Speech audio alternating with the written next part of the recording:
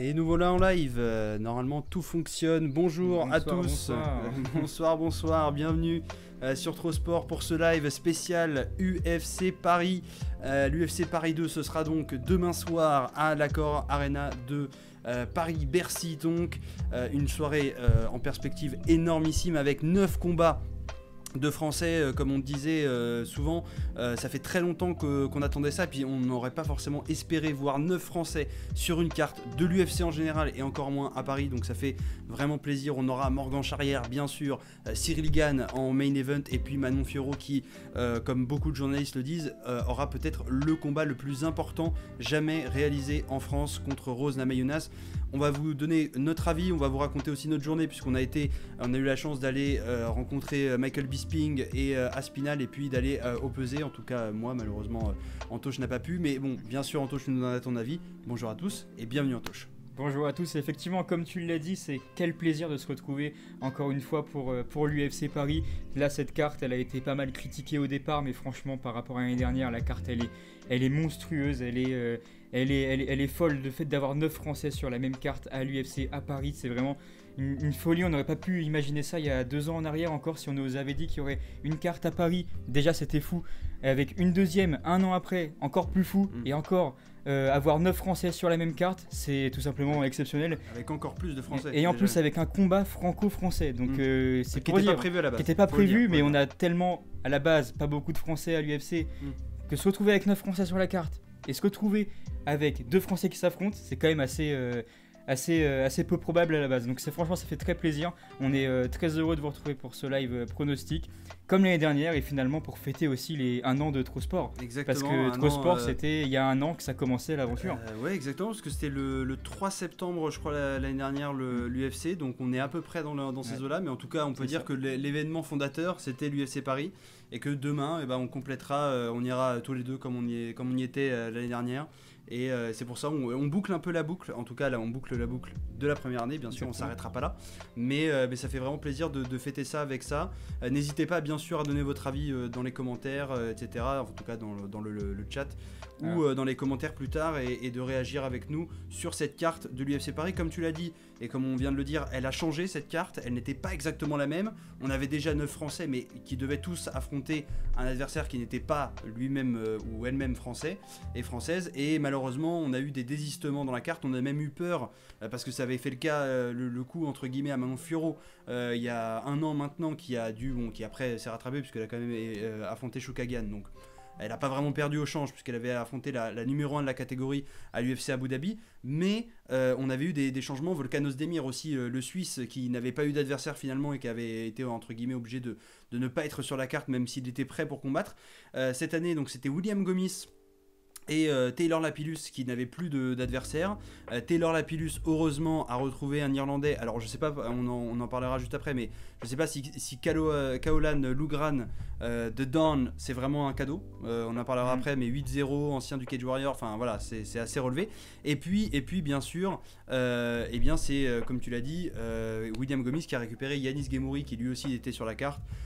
Donc voilà, ça va être un peu compliqué puisqu'on aura ce combat un peu franco-français, un peu fratricide, mais ça va être intéressant. Exactement, mais ça va être très intéressant parce que l'un veut s'installer et être durable à l'UFC.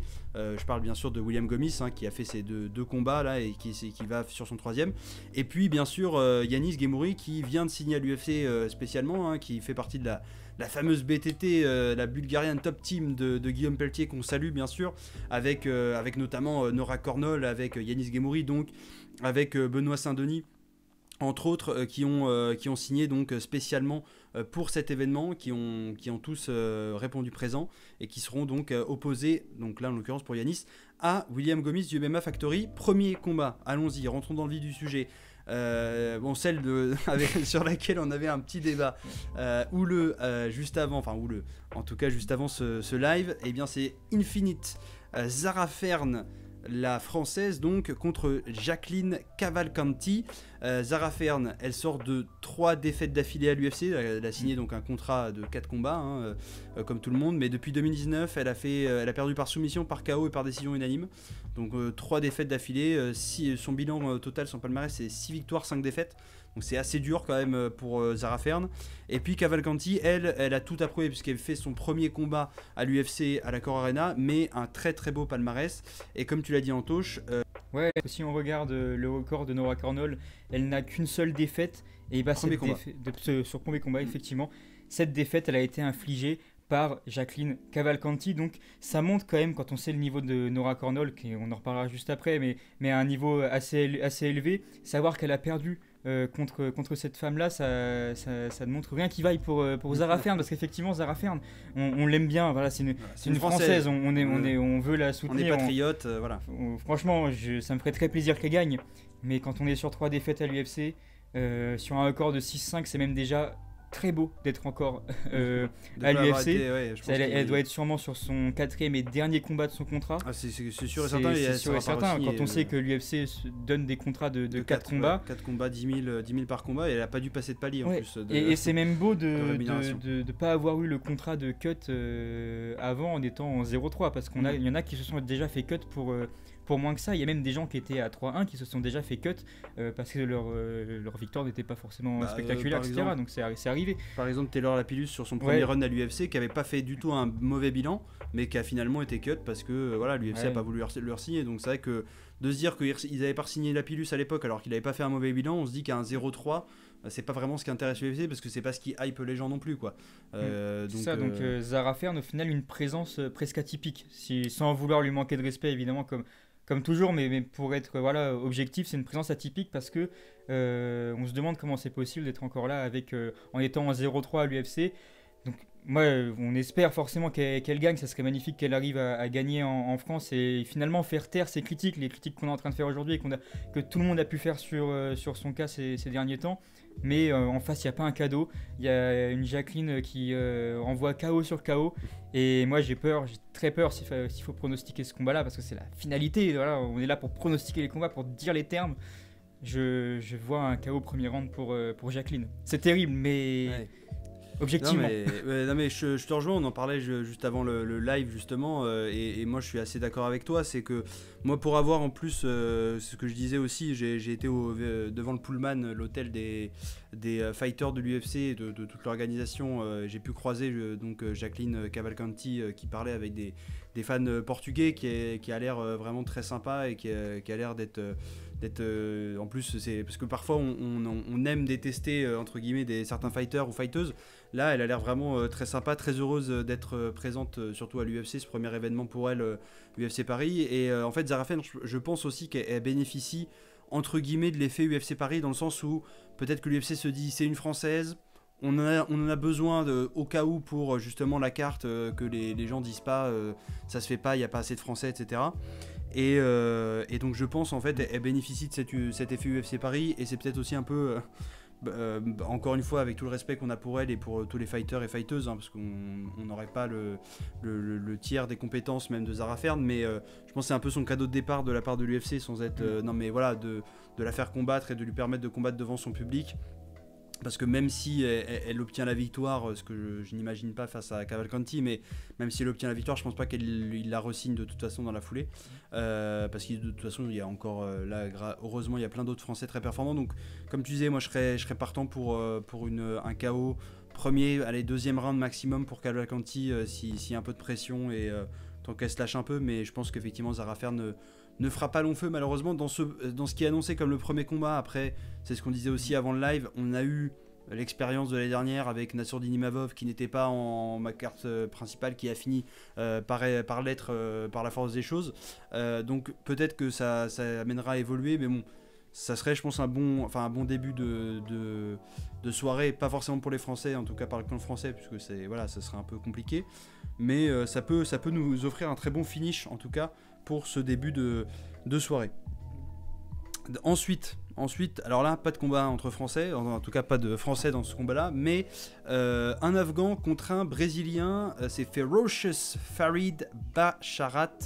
l'Afghan donc, qui est toujours présenté à l'UFC, en tout cas en ce moment, sans drapeau, puisqu'on connaît les problèmes géopolitiques que connaît l'Afghanistan en ce moment, mais en tout cas il est d'origine afghane. Farid Basharat Ferocious, 10-0 pour l'instant, invaincu en carrière professionnelle.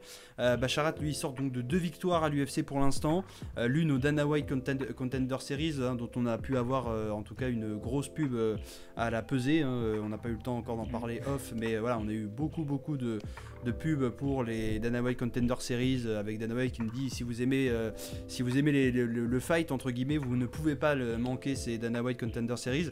Et c'est vrai qu'il y a eu beaucoup de belles pépites, dont Farid Basharat, donc, qui a gagné en 2022 et qui s'est imposé par 2 fois par décision unanime aussi à l'UFC 285. Et en face il y aura donc KR Clayton Rodriguez, le Brésilien, qui lui sort de 2 victoires aussi, une par décision unanime, une par KO, et une défaite par décision partagée. Donc ce sera pour Rodriguez, ce sera l'occasion de se relancer un peu après ses mauvaises passes, et puis pour Basharat ce sera l'occasion de confirmer que sa série d'invincibilité n'est pas fortuite. Donc qui est-ce que tu vois, même si c'est 2 personnes qui sont pour l'instant un peu dans les méandres de leur catégorie Bantam. Ouais, c'est 2 personnes que personnellement je connais pas et que j'ai jamais vu combattre, mais c'est vrai que au vu des records, au vu des derniers combats, le fait que voilà, Basharat soit déjà à l'UFC, qu'il soit en train de s'installer tranquillement, en plus en venant des Dana White Contender Series,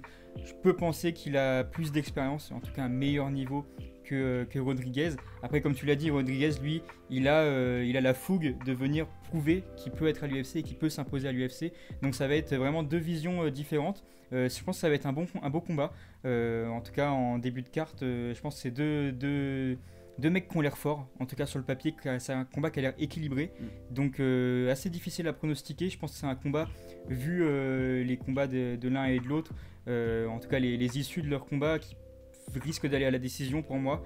Et je dirais peut-être une victoire de Basharat pour garder son record invaincu finalement. À la décision peut-être contre Rodriguez, c'est ce qui me semblerait le plus probable sur le papier, évidemment sans vraiment connaître les 2 combattants que je vais découvrir avec plaisir en tout cas demain.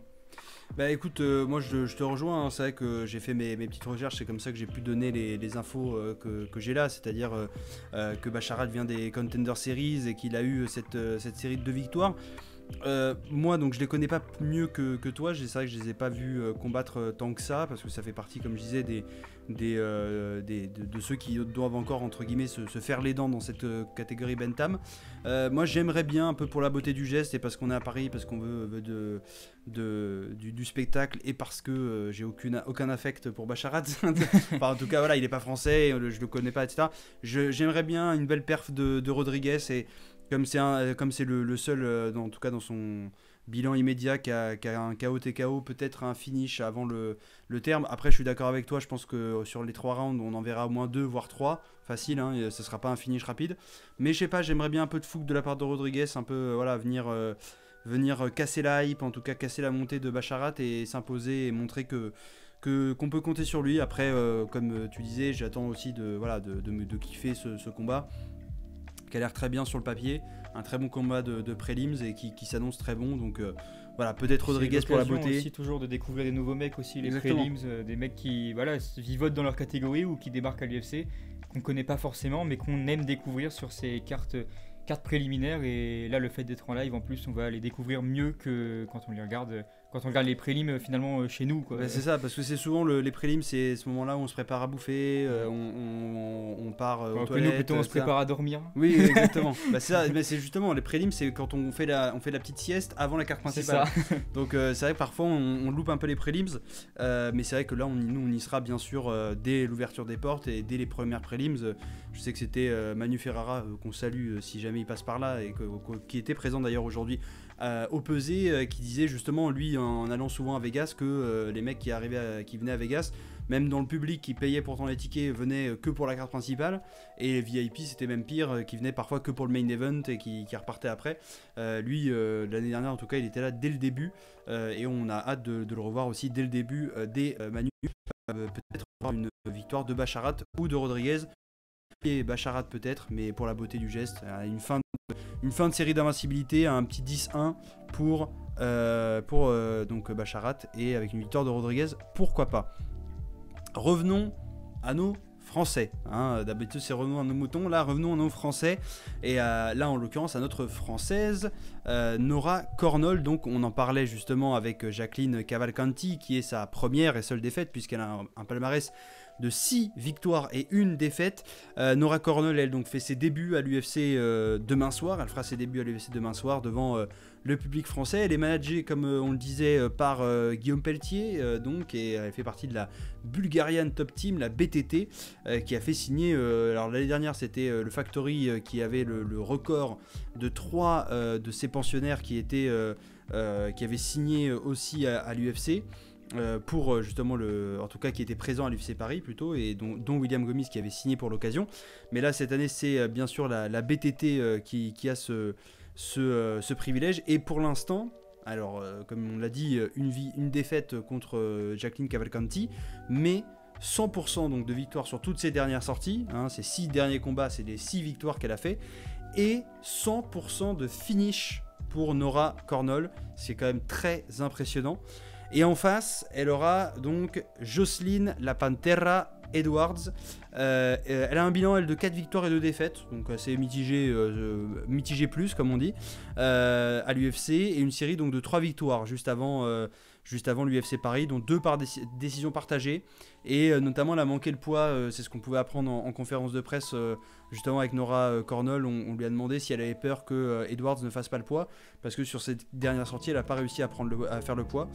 Nora Cornol qui très, très gaiement avait dit je la prendrai de toute façon, quoi qu'il arrive je signerai la décharge, parce qu'effectivement il faut signer un papier pour affronter une adversaire qui fait pas le poids, et je prendrai bien sûr une partie de son cachet avec plaisir, puisque c'est la règle, on prend aussi une partie du cachet. Là il y a les deux, la française, le niveau, moi j'ai envie de dire Nora Cornol. On a tous envie de dire Nora Cornol, et franchement sur le papier je pense qu'on peut le dire, c'est pas comme Zara Fern où on peut le dire parce qu'on a envie qu'elle gagne parce qu'elle est française et que malheureusement ça risque d'être compliqué. Là pour le coup on peut le dire, on peut le vouloir, on peut l'affirmer. Je pense que Nora Cornol a largement ce qu'il faut pour venir taper Jocelyn Edwards comme on dit. C'est vrai c'est impressionnant d'avoir tous ces combats par finish. Nora Cornol elle les a. Donc qu'est-ce qu'on a comme message? Hey, just follow you on Twitter, I will appreciate if you follow back. Yes, we don't care. No, yeah, that's not the policy of the house, as we say. Mais merci. But thank you, yeah. Thank you merci d'être là. Donc c'est vrai que Nora Cornol, elle a toutes ses victoires par KO. Donc on peut espérer, moi j'espère un KO premier ou deuxième round pour Nora Cornol. Ça serait vraiment super, ça la vraiment lancerait à l'UFC. Ça serait le meilleur moyen de faire ses débuts à l'UFC proprement. La seule chose qui peut faire un peu peur, c'est l'expérience derrière de Jocelyn Edwards, qui a déjà 6 combats à l'UFC, qui a des décisions partagées, donc des combats qui ont été disputés. Ça montre qu'elle n'est pas là par hasard, qu'elle a un niveau. Donc ça peut faire peur, un niveau d'expérience finalement de l'UFC, alors que Nora Cornol a seulement 7 combats à son actif, c'est sa première fois à l'UFC. Ça peut être là-dessus que ça peut se jouer en sa défaveur, mais elle est tellement performante, c'est tellement une cogneuse que je pense qu'elle peut commencer le combat très fort. Si elle n'arrive pas à finir le combat par KO dans le premier round, elle peut au moins faire très peur à son adversaire et venir mettre un peu le coup fatal en deuxième round finalement, un peu comme Benoît Saint-Denis avait gagné contre Miranda l'année dernière. Il avait fait très très mal dans le premier round, on se demande même comment il est passé vraiment pas loin du KO dans le premier round, et après son adversaire était mentalement et physiquement aussi mort au début du deuxième round, et finalement s'est fait coucher par TKO. Donc je vois un peu un scénario similaire pour Nora si jamais elle n'arrive pas à finir le combat dans le premier round. Mais en tout cas pour moi c'est victoire, et je pense première victoire française, donc ça va faire du bruit, et par KO. On a vraiment aucune foi en Zara Fern, c'est vraiment terrible. Mais on a envie d'être surpris. C'est ça. Non mais voilà, on lui jette pas la pierre. Mais et franchement, si on est surpris, on s'excusera platement et 1000 fois dans le prochain live. Mais honnêtement, je pense pas. Donc, Non. première Non. victoire française, Ouais. je pense Nora Cornhole par KO, ça serait super. Et Ice Tzu qui nous dit The Bilamouche. et salut à toi, Ice Tzu, et bienvenue sur 3 Sports. Bienvenue, écoute, si tu veux réagir aussi avec nous sur ce combat de Nora Cornhole contre la Pantera Jocelyn Edwards, moi je suis assez de ton avis, Antoche. Je pense qu'effectivement, la Pantera, elle a du, comme tu le dis, de l'expérience et c'est à la fois ce qui peut faire peur, mais en même temps, c'est aussi le signe que l'UFC respecte, entre guillemets, Nora Cornhole et lui met un vrai challenge sans que ce soit, voilà, qui aura du répondant.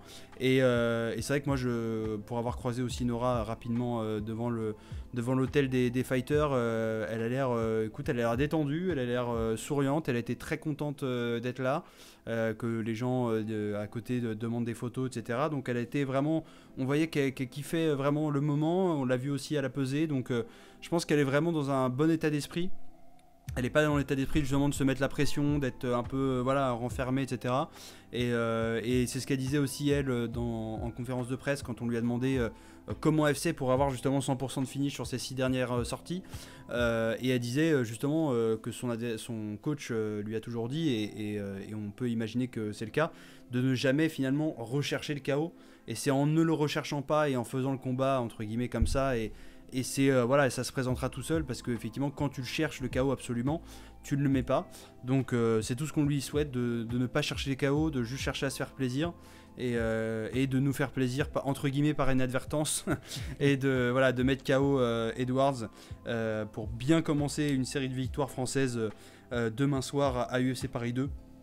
Donc je suis totalement d'accord, une 7ème victoire pour Nora Cornhole pour bien lancer sa carrière à l'UFC dans cette catégorie, donc des bantamweight de l'UFC, qui n'est pas celle d'ailleurs de Manon Fiorot, mais pourquoi pas aller très loin, enfin en tout cas on la voit aller très loin, Nora Cornhole, et ça passe par un très très gros combat aussi demain soir, parce que ça sera aussi une façon d'un peu imprimer son nom sur les tablettes entre guillemets de l'UFC, et que Dana White et tous les matchmakers de cette catégorie-là se disent: s'il y a un combat intéressant à faire, alors pas pour le titre pour l'instant, mais en tout cas un combat intéressant bientôt, on pensera bien sûr à Nora Cornhole, et je pense que c'est important aussi de marquer les esprits, surtout dans des catégories et des sports comme cela où ça marche aussi par... Il y a Itsu qui nous demande ce qu'on pense de Benoît Saint-Denis.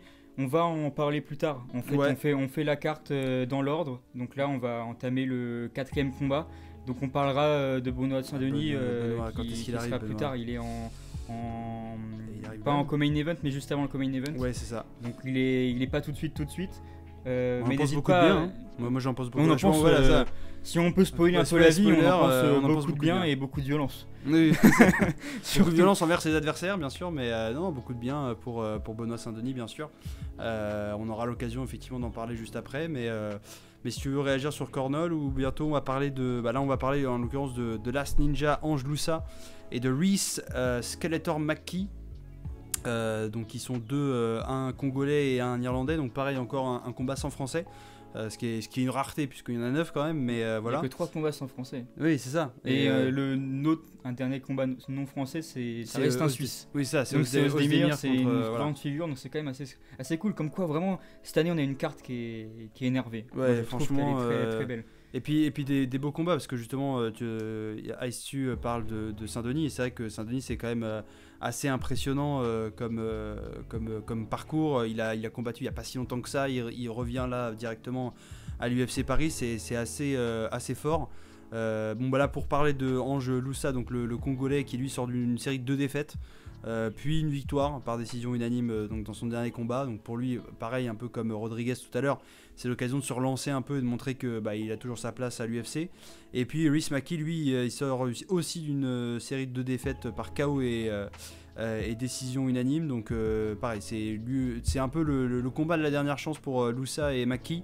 C'est un peu montrer que c'est pas une erreur d'être dans le roster et de se relancer dans cette catégorie welterweight. Mais McKee, la différence, c'est que là je viens de voir, en fait il sort de 2 défaites dans son dernier passage à l'UFC. En fait c'est sa deuxième chance à l'UFC, parce qu'entre temps, et quand même il a pas perdu contre n'importe qui, il a quand même perdu à l'UFC contre Khamzat Chimaev et Alex Morono. Un petit joueur. Donc est-ce qu'on peut lui en vouloir? pas vraiment. En tout cas, il est pas tombé sur.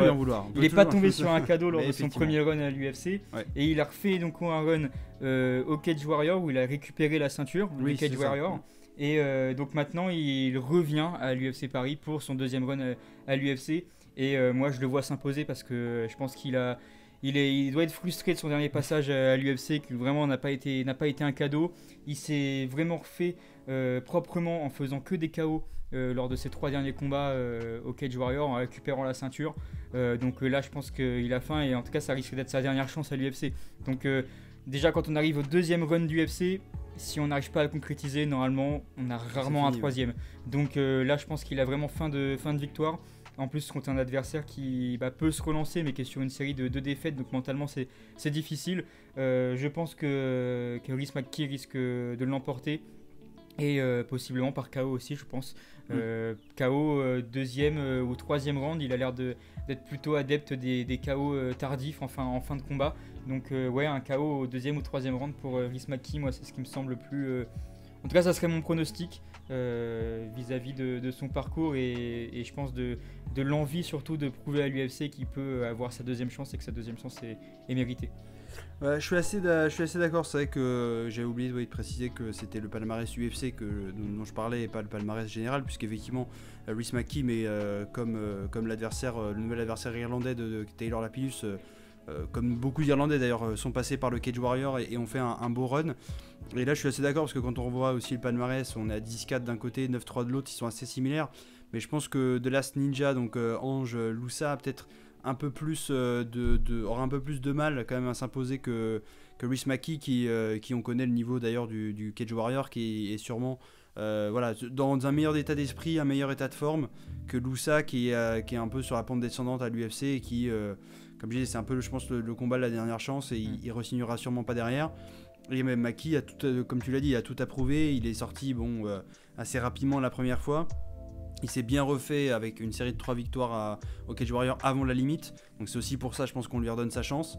Et donc il a vraiment tout à prouver ce soir, enfin demain soir du coup.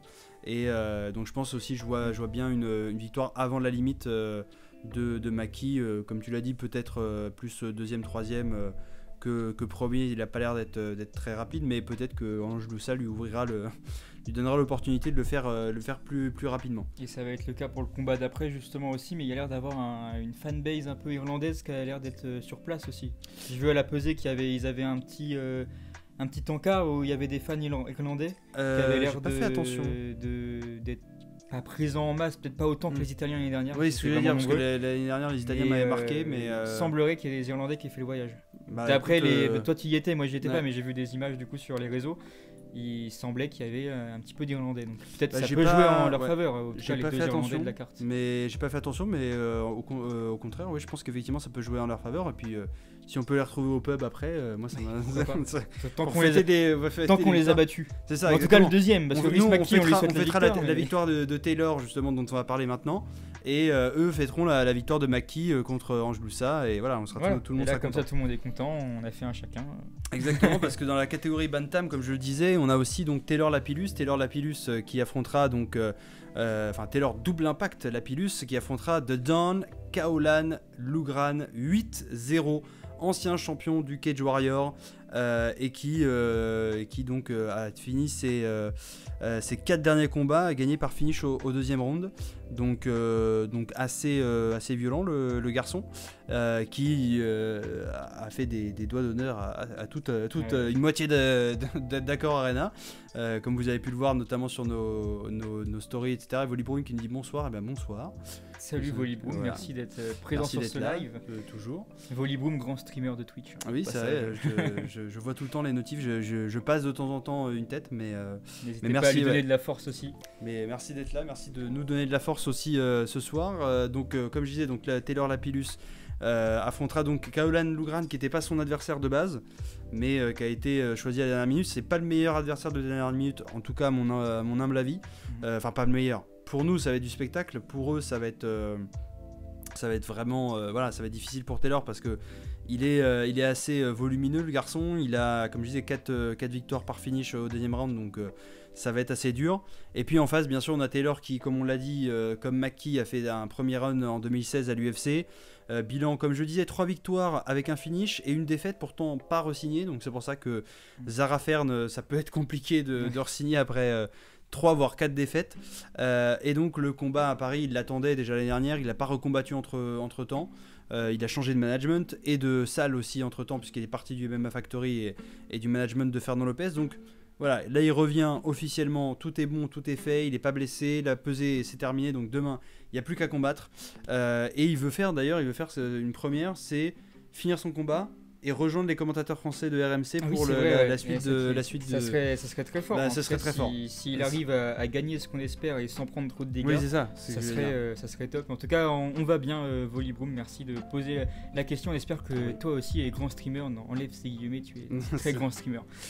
En tout cas, Taylor Lapillus, ça fait très plaisir de le revoir sur cette carte. On a vu la désillusion l'année dernière de sa blessure à la main, je crois, qui avait fait qu'il n'avait pas pu participer à cette carte et à cette folie, alors qu'on sait que Taylor Lapillus, c'est très très fort. C'est très très fort, et effectivement, en face, on n'a pas un cadeau.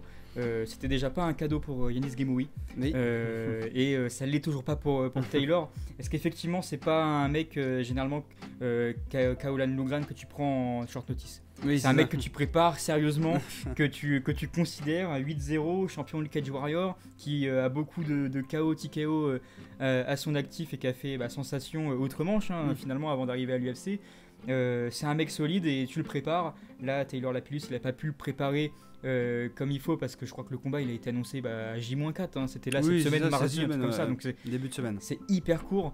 Néanmoins, il disait, je crois que c'est sur le vestiaire de RMC Sport, Taylor, que il avait préparé son adversaire d'avant, que a priori Lugran était un adversaire similaire à celui qu'il avait préparé avant. Donc finalement lui n'était pas perturbé par ce short notice, puisque finalement que ça soit lui ou celui d'avant, la prépa était la même et ça lui changeait pas grand chose. Donc on espère que c'est pas juste de la communication et qu'il ça pour montrer sa confiance en lui, et que c'est réellement le cas dans son game plan, et qu'effectivement il est prêt à affronter un mec comme Lugran, parce qu'effectivement sur le papier c'est pas évident, mais moi je crois au talent de Taylor. Ça fait longtemps qu'on l'a pas vu combattre, par contre c'est juste ça. Il est aussi fort qu'avant sa blessure. Est-ce qu'il est aussi fort que avant de prendre ce repos et cette longue période forcée sans combat?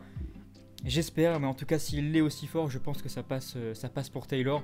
Donc moi je pronostiquerais une victoire par décision pour Taylor, parce que je pense que ça va être compliqué d'aller infliger un KO à Lugran, parce que on a quelqu'un de très solide en face qui encaisse beaucoup et qui a jamais perdu par KO, je crois.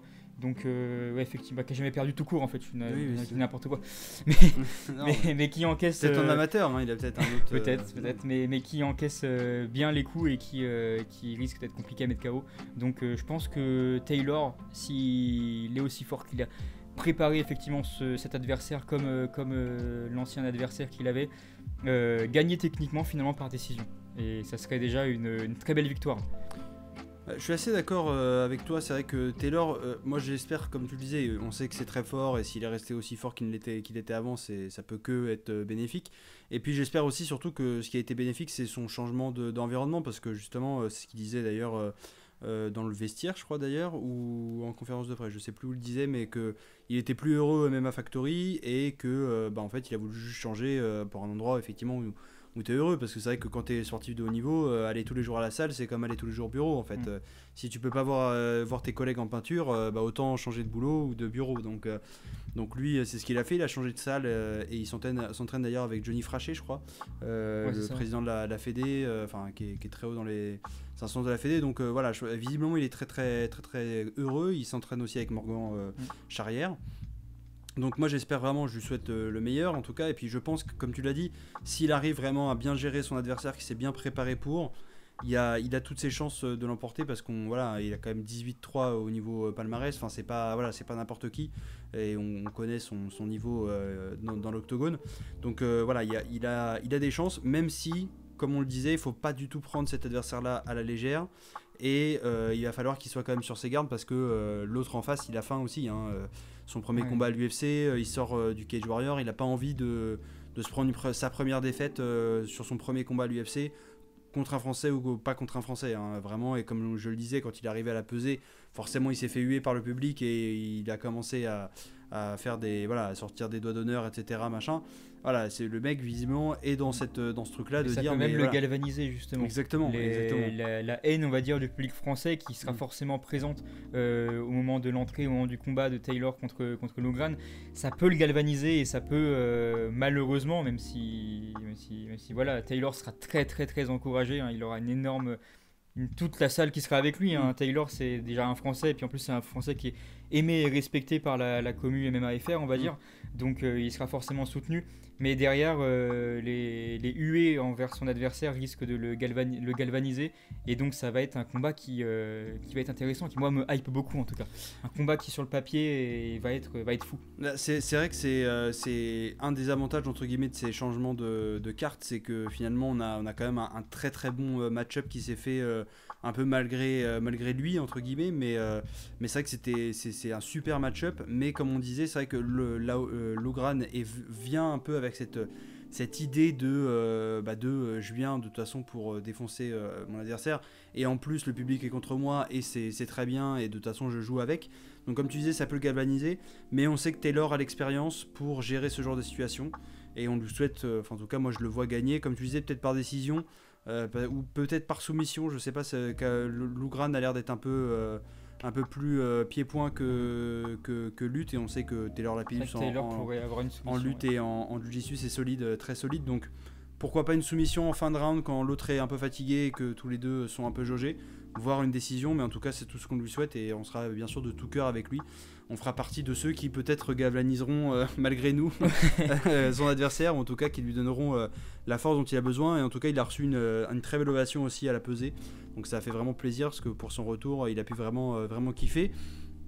L'autre qui a énormément kiffé, et l'autre qui s'entraîne aussi avec lui, c'est le dernier de tous les pirates, The Last Pirate, et c'est bien sûr Morgan Charrière. Alors ne dites pas Morgan, puisqu'il y a un des journalistes dans la conférence de presse qui a dit Morgan.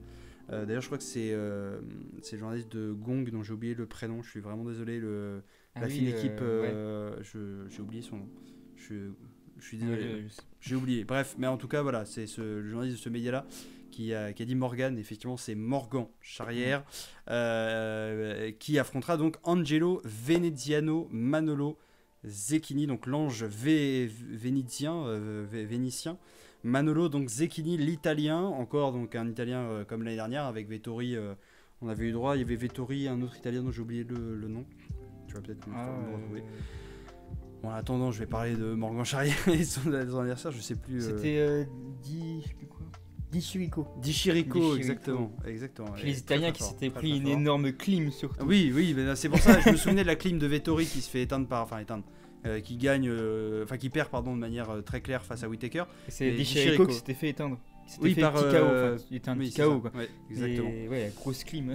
Grosse clim. Donc c'est bon, ça peut être normalement encore, puisque là Manolo Zecchini, l'italien, contre Morgan Charrière. Alors Morgan Charrière, bon, on va le présenter parce qu'il faut le présenter et qu'on est là pour ça, mais c'est vrai que tous les fans, des vrais fans de MMA FR qui sont pas juste fans UFC, qui regardent de temps en temps, connaissent bien sûr Morgan. Il est ancien champion du Cage Warrior en featherweight. Il fait enfin ses débuts à l'UFC. Ça fait des années qu'il veut être à l'UFC. Il a eu une série de victoires. Il a perdu ses 2 derniers combats. Il avait eu notamment une annulation parce que le mec en face avait pas fait le poids. Enfin, t'es arrivé avec 2,5 kg en trop et avait dit on fait le combat sinon c'est mort. Enfin, voilà, il a eu pas mal de déboires, mais en tout cas il est sur une belle série au Cage Warrior. Il a eu un combat d'ailleurs il n'y a pas si longtemps que ça, dans lequel il n'a pas eu beaucoup de dégâts, et ça lui a permis de signer dans la foulée pour l'UFC et surtout pour l'UFC Paris. Donc on est extrêmement content pour lui. Là à la pesée il était très heureux, on l'a vu, il a vraiment kiffé le moment, et c'était un plaisir de pouvoir être dans la salle et partager avec lui. Zecchini donc lui est passé aussi par le Cage Warrior, une défaite, et il sort surtout du Venator FC avec 2 derniers combats remportés par KO au premier et deuxième round. Et on est déjà sur un trash talk, puisque Zecchini a dit via les réseaux de RMC Sport que justement il allait mettre KO Morgan, etc. Et Morgan qui lui a répondu frérot, attention à la calvitie quand même. Donc voilà, on est sur de la boutade, etc. Mais là, le face-off de la pesée était à l'avantage de Morgan. Je ne vais pas être.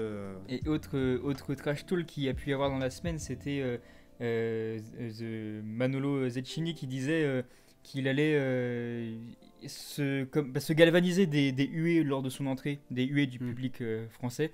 Et Morgan qui avait répondu et qui avait propagé ça sur les réseaux, s'il vous plaît, faites aucun bruit. Donc pour ceux qui seront avec nous demain à l'Accor Arena, pendant son entrée, ne faisons aucun bruit. L'entrée de Zecchini, bien sûr. De Zecchini, bien sûr.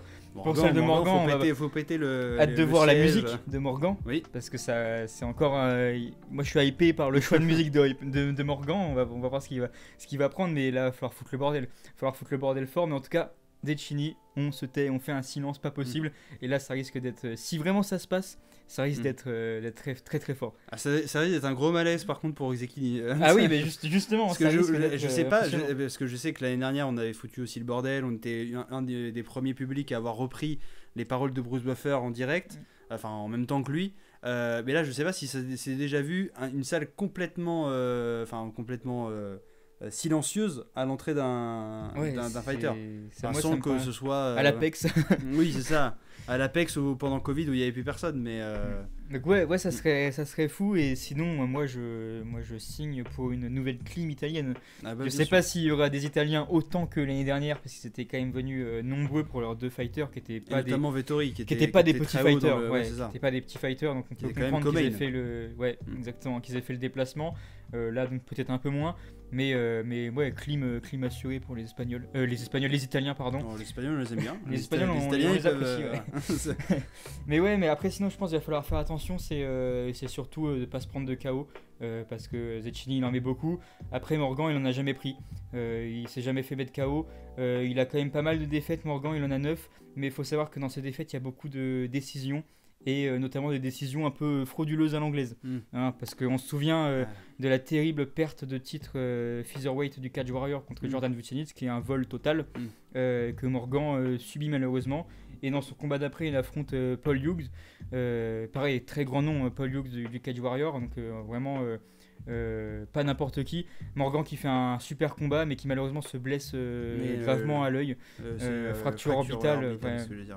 Assez sévère dans le 3e round, je crois.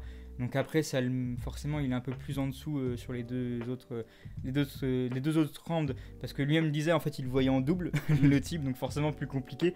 Mais combat qu'il aurait quand même pu gagner, qui est moins un vol que Vucenic, mais qu'il aurait pu quand même gagner à la décision, mais forcément, juge anglais en territoire anglais, forcément, voilà, c'est compliqué pour Morgan qui a souvent eu ses problèmes de décision, mais il a su revenir fort, doucement, mais sûrement, après beaucoup de malchance, quand même, des adversaires qui font pas le poids, des adversaires qui font des trucs chelous juste avant le combat et des annulations. Vraiment, après ces deux défaites-là, il a eu une période assez compliquée, Morgan, pour revenir au top. Et il l'a réussi. Son dernier combat, c'est un super TKO après un combat grandement mené, vraiment tout en maîtrise, sans prendre de dégâts en plus, donc, qui était il n'y a pas si longtemps, en juillet. Donc vraiment, la venue de Morgan à l'UFC était très incertaine. Mais comme il n'a pas pris de dégâts, et que c'est un combattant qui ramène énormément de hype, c'était le bon moment pour que l'UFC le signe enfin, parce que ça fait tellement longtemps qu'on attend que Morgan signe à l'UFC. Donc voilà, ça fait très très plaisir. Et je pense que Morgan, il a la rage, il a vraiment la rage de vaincre pour ses débuts à l'UFC qu'il attend depuis tellement d'années. Donc moi je le vois réussir à placer un KO, un TKO, peut-être en fin de combat. C'est voilà, sans manquer de respect à Morgan, mais c'est pas forcément celui qui a la plus grande force de frappe, donc c'est pas forcément le mec qui va venir coucher des adversaires sur un coup, mais moi je le vois bien à force d'usure, à force de combat techniquement très bon, que ça soit debout ou au sol ou en lutte, etc.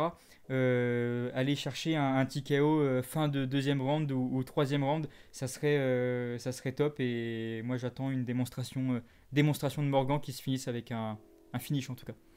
C'est tout le mal qu'on peut lui souhaiter, et c'est ce nous on recherche aussi. On salue aussi encore une fois une énième fois dans cette vidéo, mais c'est toujours avec plaisir, Guillaume Pelletier, qui est le manager de Morgan et Morgan qui fait aussi du coup partie de cette BTT, de cette Bulgarian Top Team, et qui donc a fait signer Morgan dans la foulée, ce qui était alors pas impossible puisqu'il l'a fait, mais c'est vrai qu'on s'est dit mais avec le combat qu'il a eu juste avant, est-ce que ce sera possible que ce soit aussi rapide, etc.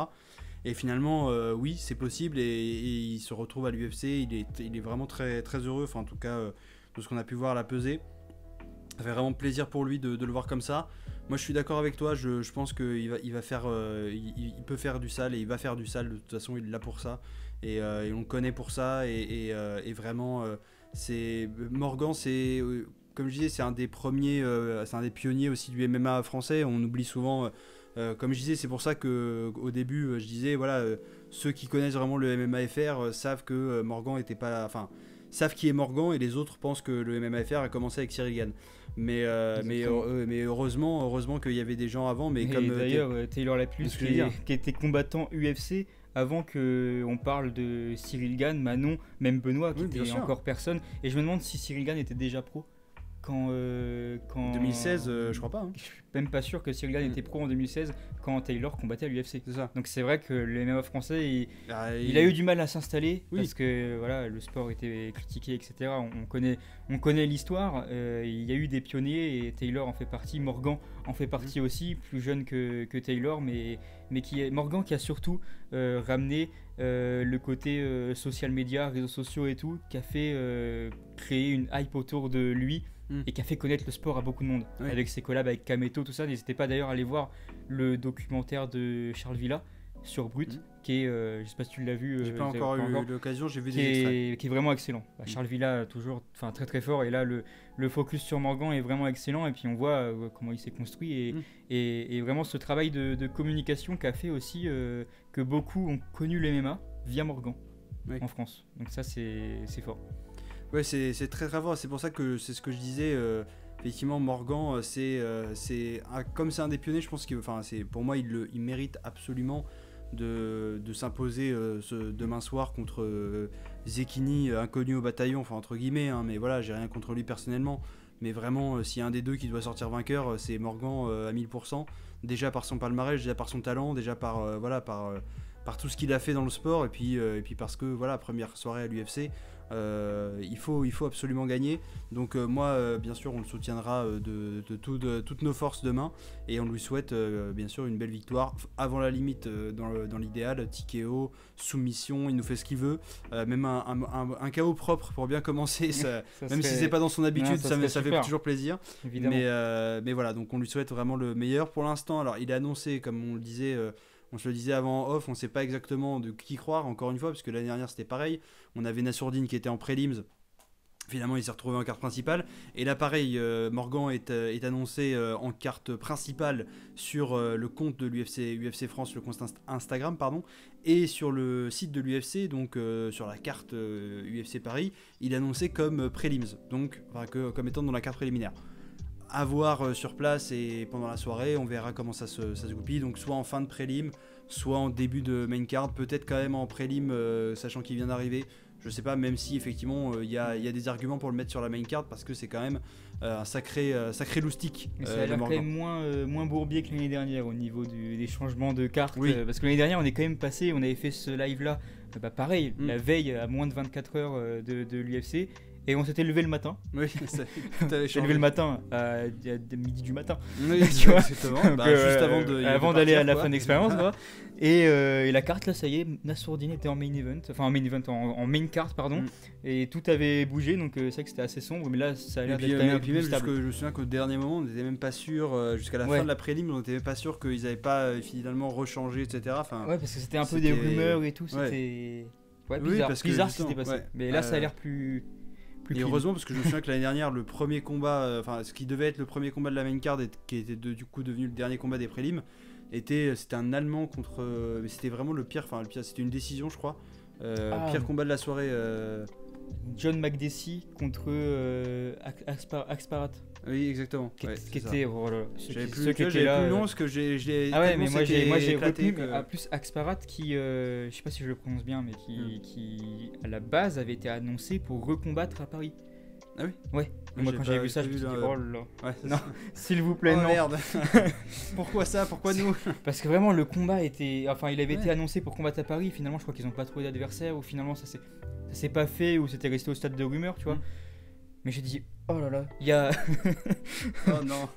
Là, vraiment, on a. Quand je dis qu'on a une carte qui est super, c'est que vraiment sur le papier, c'est super. On a échappé au pire. Ceux qui se souviennent de ce combat-là, c'était. Mais. Ah non, mais puis je me souviens. Ça avait endormi la salle, c'était terrible. Entre les rounds, ils se provoquaient, tu sais, entre eux, ils étaient là, ouais, machin. Oui. Et tu sais, on était là. En mode, ils font un truc de fou. Et du coup, le public, elle allait encore plus huer. Ouais, c'est ça. C'est-à-dire, en fait, genre, à la limite, voilà, tu fais un truc de ouf, voilà, tu peux faire de la hype, mais là, c'était un peu genre. Construire une espèce de rivalité entre les rounds qui n'existait pas dans le corps du combat, quoi. Ah ouais, donc genre tapez-vous dessus et mettez-vous des grosses mandales, mais arrêtez de faire genre qu'il y a un truc de ouf qui se passe entre les deux, quoi. C'était un cauchemar, mais en tout cas le prochain combat risque d'être moins cauchemar. Ouais. Alors moins cauchemar pour qui? Parce que il y a le Jaguar William Gomis qui a son 3e combat à l'UFC. Le premier c'était l'UFC Paris de l'année dernière, il en a eu un entre les deux qu'il a gagné, et là il revient donc à Paris pour une 2e édition. Et puis l'autre c'est l'autre membre de la Bulgarian Top Team encore une fois, qui devait se retrouver comme on l'a dit contre Kaolan, et puis l'adversaire maintenant de Taylor Lapillus, et puis qui du coup se retrouve contre un autre français. C'est bien sûr Yanis The Desert Warrior, donc le guerrier du désert, Gemouri. Lui il fait donc ses débuts à l'UFC, il sort du Brave FC, d'une série de 9 victoires, puisqu'il a un palmarès de 12 combats et 1 défaite, contre 12 combats et 2 défaites pour William Gomis.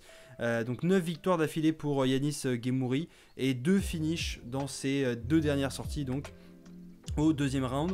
Un combat donc franco-français qui s'annonce difficile, et c'est ce que disaient donc les maîtres fumiers, on les salue encore une fois, et je suis assez d'accord avec eux. C'est un peu bourbier pour William Gomis. Ouais, c'est un peu bourbier pour William Gomis, mais je l'enterrerai pas trop vite. Parce que franchement, moi, j'ai pas dit qu'il non mais c'est effectivement un peu bourbier. C'est bourbier, mais je trouve que c'est aussi bourbier pour Gemouri pour le coup, parce qu'en plus Gemouri c'est lui qui doit monter de catégorie, parce que lui est bantam à la base, alors que William est un featherweight pur. Effectivement, si ça avait été l'inverse, c'était gros bourbier pour William, parce que le cut aurait été trop compliqué, et là ça l'aurait beaucoup trop affaibli. Donc là, Gemouri doit monter de catégorie, donc il a dû avoir un cut plus facile, ou alors un cut plus facile. Donc à voir si ça l'avantage ou pas d'être dans la catégorie de poids au-dessus, ça va dépendre de lui, c'est difficile à dire.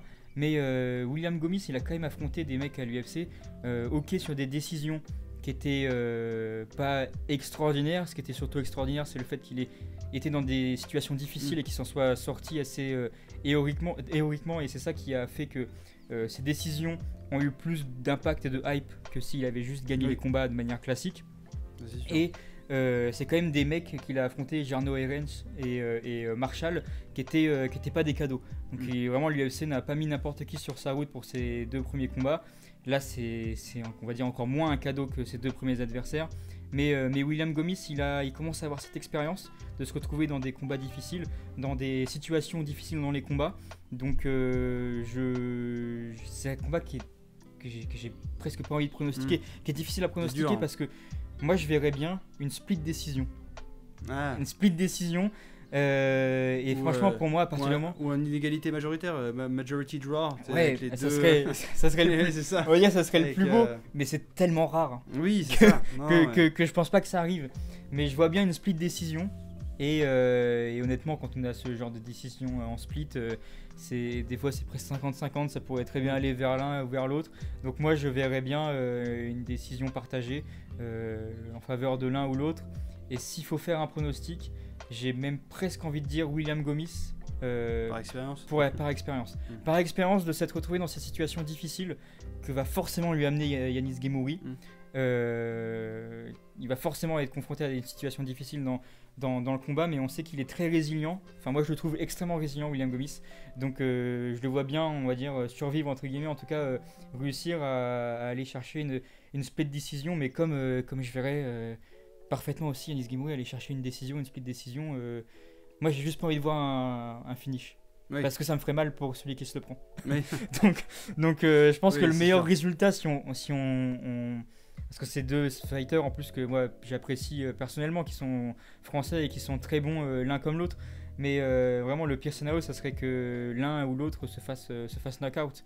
Donc vraiment, la décision, ça serait le meilleur résultat. En tout cas, si on peut avoir un Fight of the Night là-dessus, ça serait exceptionnel. Fight of the Night, split décision. Je mettrais peut-être 55% pour William Gomis, on va dire, dans mon pronostic, 45% pour Yanis. Mais ça serait, voilà, pour moi, l'un ou l'autre, je prends tant que le combat est beau et qu'il n'y en a pas un qui se fait ridiculiser, quoi. Parce que là, ça serait dommage. Ouais, mais ce serait triste. Moi, je suis assez d'accord avec toi. De toute façon, c'est toujours difficile de pronostiquer quand tu as vraiment envie que les deux finalement gagnent à la fin. Et c'est vrai que c'est deux Français très talentueux. C'est vrai que William Gomis est plus connu de ceux qui regardent l'UFC. Puis bon, c'est vrai que forcément, on l'a connu l'année dernière, donc c'est un peu différent. Yanis Guémouri, voilà, c'est un protégé de Guillaume Pelletier. On connaît le talent de tous ceux qui passent à la Bulgarian Top Team, que ce soit Benoît Saint-Denis, Nora Cornol, Yanis Guémouri, c'est très très fort. Donc moi et puis Morgan, bien sûr, j'ai oublié de citer Morgan Charrière, mais moi j'ai envie de dire, effectivement, je suis assez d'accord, split decision, en tout cas un combat partagé, même si à la fin c'est une décision unanime, mais en tout cas moi j'aimerais bien un beau combat et peut-être pas de finish pour vraiment avoir voilà, le meilleur des deux jusqu'à la fin. J'irais peut-être plus du côté de Yanis Guémouri pour ce truc de un peu voilà, d'avoir des trucs à prouver. Il sort d'une belle série de victoires, dont 2 finishes. Donc je dis pas qu'il va finir le combat avant la limite, mais je pense que je le vois bien s'imposer et faire vraiment la différence face à un William Gomis qui, justement, est-ce que se faire mettre en danger comme ça souvent et réussir à s'en sortir, est-ce qu'il va toujours réussir à s'en sortir? C'est un peu la question qu'on pourrait se poser. Donc là, pour vraiment faire un choix, je dirais plus Yanis Guémouri comme ça. Mais voilà, je serais très content si c'est William. En tout cas, je serais content si le combat est beau. C'est vrai que si c'est un vieux combat à péter, ça me ferait chier pour l'un et pour l'autre. Mais si c'est un beau combat, moi je serais ravi, et que ce soit William ou Yanis, ils sont tous les deux méritants. Et de toute façon, il leur restera tous les deux des combats derrière l'UFC. William, il a une série de 4 combats à faire, donc il est sur son 3e, il en aura forcément un dernier derrière, en tout cas sur ce contrat-là. Et puis Yanis, il en a encore quelques-uns avant de pouvoir voir d'autres choses à l'UFC, donc on leur souhaite bien sûr le meilleur, on sera là pour les soutenir. Et puis surtout que le meilleur gagne. C'est surtout ça qu'on va dire. Pour revenir sur ton pronostic de Yanis, ça pourrait être aussi un 100% pour la BTT. Exactement. Parce que c'est vrai que l'année dernière, c'était un peu l'UFC Paris du MMA Factory, parce qu'ils avaient 3 combattants, Cyril, Nassour et William, qui avaient gagné. C'était le 100% pour les Français, le 100% pour les MMA Factory. C'était vraiment l'apothéose. Là, cette année, on a vraiment l'impression que les MMA Factory restent assez présents quand même. Ils ont William et Cyril, donc c'est pas n'importe quoi. Mais il y a la BTT qui cette année a fait un très gros coup et qui on pourrait presque dire que c'est l'UFC Paris de la BTT, parce qu'ils ont signé Nora Cornhall et Yanis Guémouri spécialement pour cet événement. On a Benoît Saint-Denis qui est en main card et qui est en 3e combat, enfin juste avant le main event, le co-main event, entre guillemets. Exactement. Donc cette année, ça peut être l'UFC Paris de la BTT avec un gros coup à jouer, et c'est vrai que s'ils font un 100% des victoires, ce qu'on peut leur souhaiter malheureusement au détriment de Gomis sur ce combat-là, ça pourrait être très fort pour la BTT qui, on le dit, on le répète, mais qui est une team qui est en train de rouler sur les mains français en ce moment, qui vraiment est en train de devenir la team numéro 1. Et j'ai oublié Morgan. Oui, Morgan. Et j'ai oublié Morgan aussi. Chaque fois, moi j'en oublie un. J'en cite 3 et je suis là, il m'en manque. J'ai oublié Morgan dans la team BTT, donc 4 combattants. 3 signés pour l'occasion, en rajoutant Morgan évidemment. Ça peut être du très très lourd, et ça peut frapper très fort pour cette team et pour du coup les gars de Guillaume Pelletier qui vraiment font sensation en ce moment. Et c'est ce que j'allais dire, je vais lancer un peu un pavé dans la mare, mais et puis une petite pique. Mais c'est bizarre, on entend moins parler de Guillaume Pelletier qu'on entend parler de Fernand Lopez. Non, d'habitude. Non mais en général, oui. En général, non, mais, oui. Parce que en général, mais même là pour l'occasion, je me souviens que l'année dernière, après peut-être qu'on aura un doc RMC Sport sur UFC Paris 2 avec l'UFC Paris de Guillaume Pelletier, avec plus de Daniel Warin aussi, parce que l'année dernière, nous avait quand même fait un doc avec du coup sur l'UFC Paris, et on avait quasiment eu un doc sur les 3 combattants du Factory, puisqu'on a vu un petit peu de BSD, un petit peu de Fares Ziam. Ouais, et BSD avait été vraiment pas avait été fou, ouais. squeezé. Daniel Warin qui avait donné de son temps, qui avait même lui dit derrière que si c'était pour avoir donné son temps.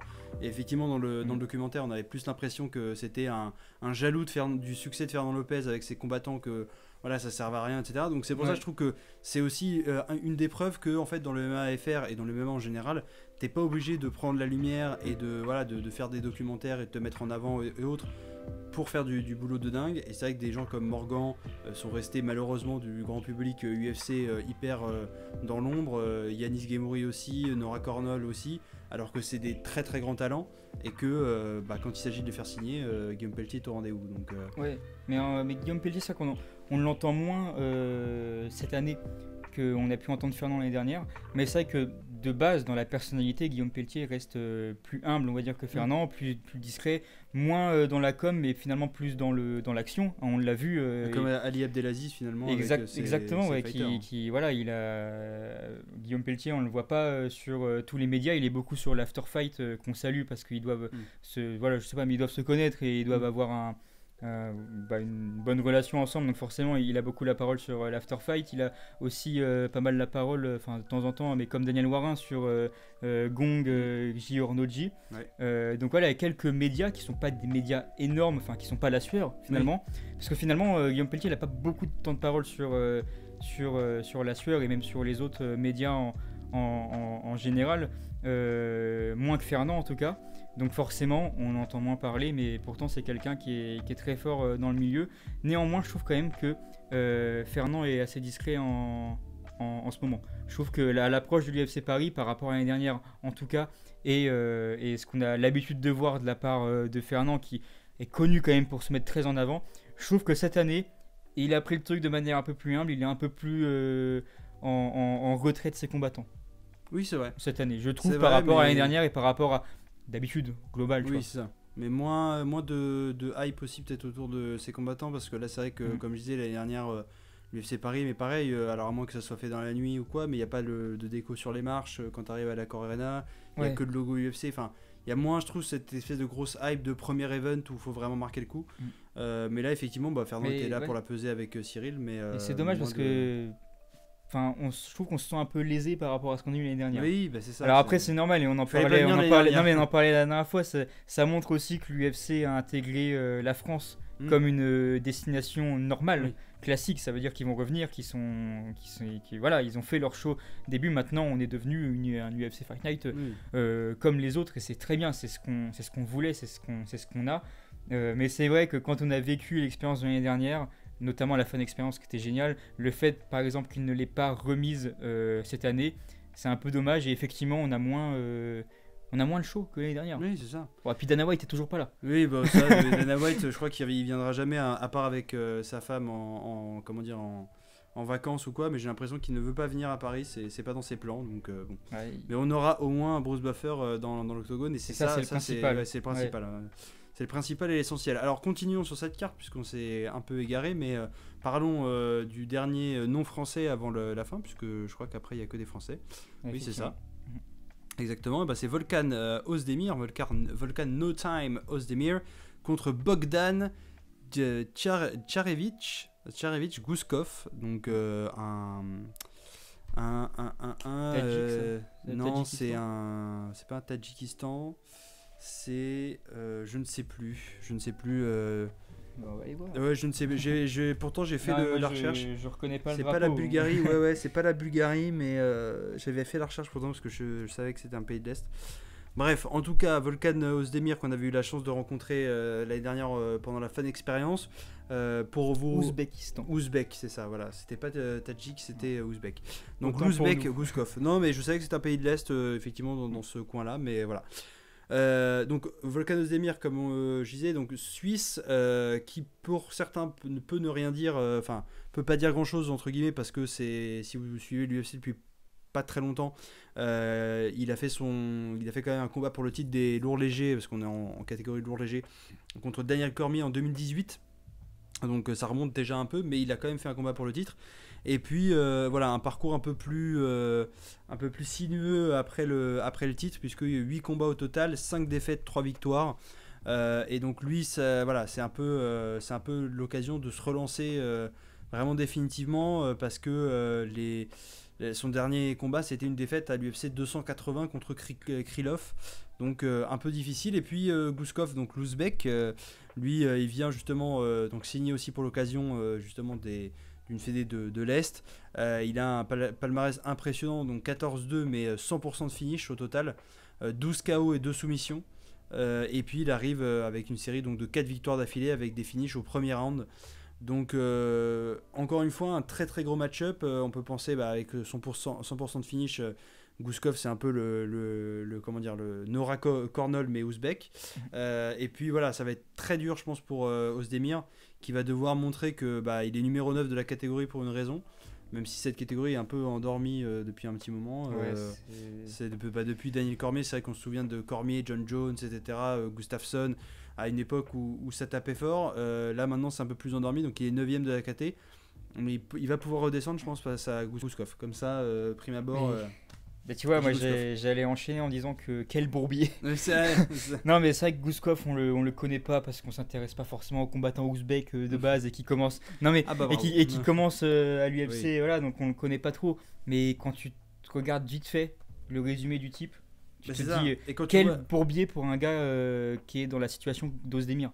Surtout qui est sur le déclin, entre guillemets. Le déclin, avec tout le respect qu'on a pour lui. Et pareil, j'ai eu l'occasion de le croiser aujourd'hui. Il avait l'air d'être très enjoué, il parlait avec ses supporters, etc. Mais oui, effectivement, Ozdemir, il est sur le déclin. Et voilà, 2018, c'était son prime pour le titre. Et tomber sur un Ouzbek qui a l'écro, parce que je pense qu'en Ouzbékistan, on ne paye pas 10 000 balles de combat. Donc, c'est clair. Donc je pense qu'il a envie des 10 000 balles. Ouais. Et il lui laissera pas grand espoir. Donc ouais, moi je vais te rejoindre sur ton pronostic de Gouskov parce que malheureusement, personnellement, et je pense que toi aussi, on va vibrer pour Ozdemir. C'est lui qu'on va encourager parce que c'est lui qu'on veut voir gagner. Mais si on reste objectif, sur le papier, Gouskov risque de lui faire mal. Alors moi je le vois bien gagner par KO, parce qu'en plus Ozdemir c'est quelqu'un qui a déjà, pas souvent, mais déjà perdu par KO plusieurs fois. Et en ce moment en plus est sur, comme tu le disais très bien en introduction du combat, mais en dents de scie. Donc soit l'expérience parle, et dans ce cas-là Ozdemir peut l'emporter par décision, et ça serait très beau, ça serait très bien pour le relancer. Soit effectivement on reste sur cette tendance et le tueur qui est en face de lui risque de lui infliger un KO malheureusement. Ouais, je pense que ça va se profiler comme ça malheureusement pour Ozdemir, parce que comme je disais, on l'a rencontré et on l'apprécie énormément, et puis il a le palmarès qui parle pour lui aussi, mais c'est vrai que ça risque d'être très compliqué contre Gouskov.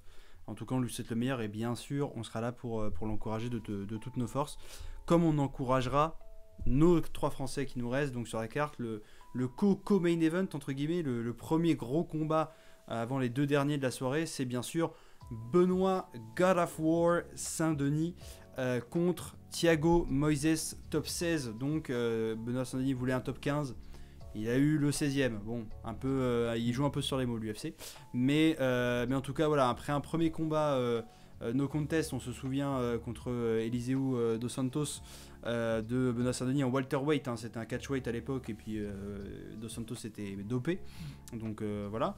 Mais voilà, il a quand même enchaîné que des victoires, donc 3 victoires d'affilée qui lui donnent l'occasion de taper donc un top 16 mondial de Thiago Moises pour vraiment faire un bon pas en avant et bien s'installer dans le top 15 donc de cette catégorie des lightweight de l'UFC. Thiago Moises, lui, il a un long palmarès à l'UFC, 11 combats au total, 7 victoires et 2 défaites. Il sort lui donc d'une série de 2 victoires par finish, soumission donc, dont une performance of the night contre Giagos en 2022, soumission au premier round. Donc lui, une victoire de BSD, c'est forcément... pour moi en tout cas, c'est forcément une victoire de BSD, il n'y a pas débat. On en parlait tout à l'heure avec Ice2 qui nous demandait notre avis sur BSD.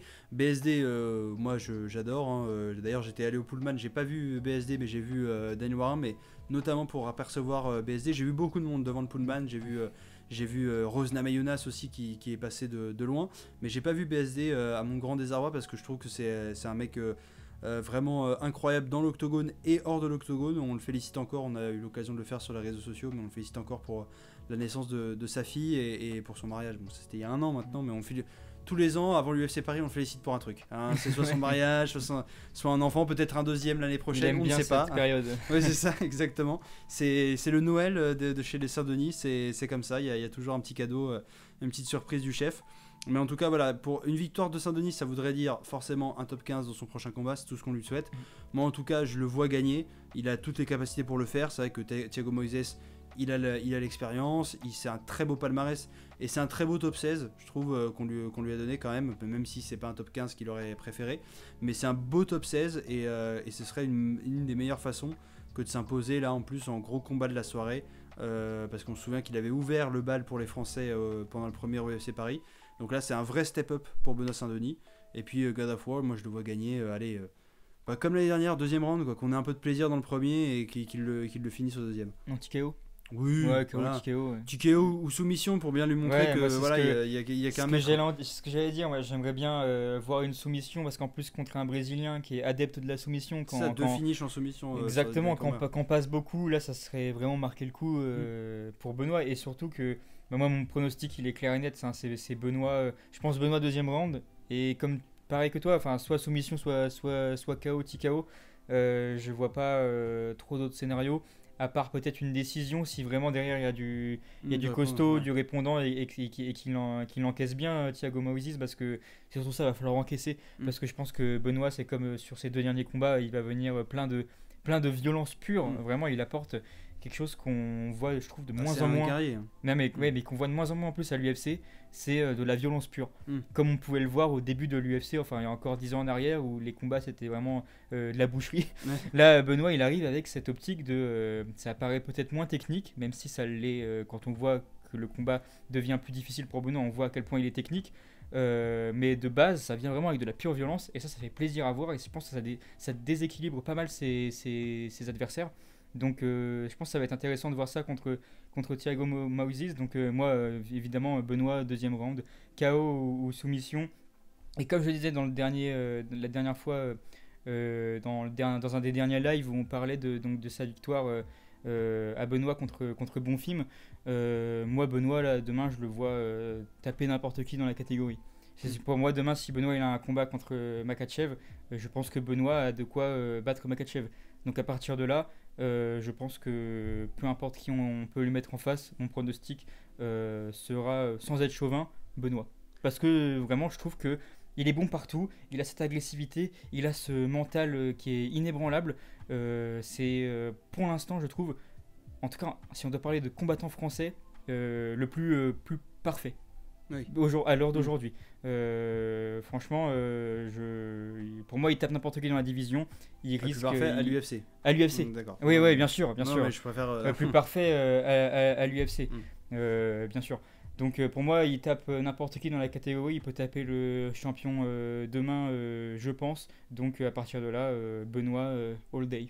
Ouais, et puis comme tu disais, il a une bonne mentalité. Et moi, ce que j'aime beaucoup avec Benoît, c'est que on l'a vu, je vous invite à aller voir le vestiaire sur RMC Sport, même si, petite note, j'ai pas vraiment aimé la voix off du vestiaire, j'ai trouvé des fois un peu lourde. Mais voilà, c'est un avis personnel, hein, je vous dis ça, voilà. Mais effectivement, le vestiaire était très intéressant parce que l'idée, c'est quand même qu'ils discutent eux et qu'ils discutent entre eux. Et c'est vrai que Benoît, mais même dans la conférence de presse, etc., il a vraiment, il est focus, il a une vraie vision de ce qu'il veut faire, de ce qu'il veut pas faire.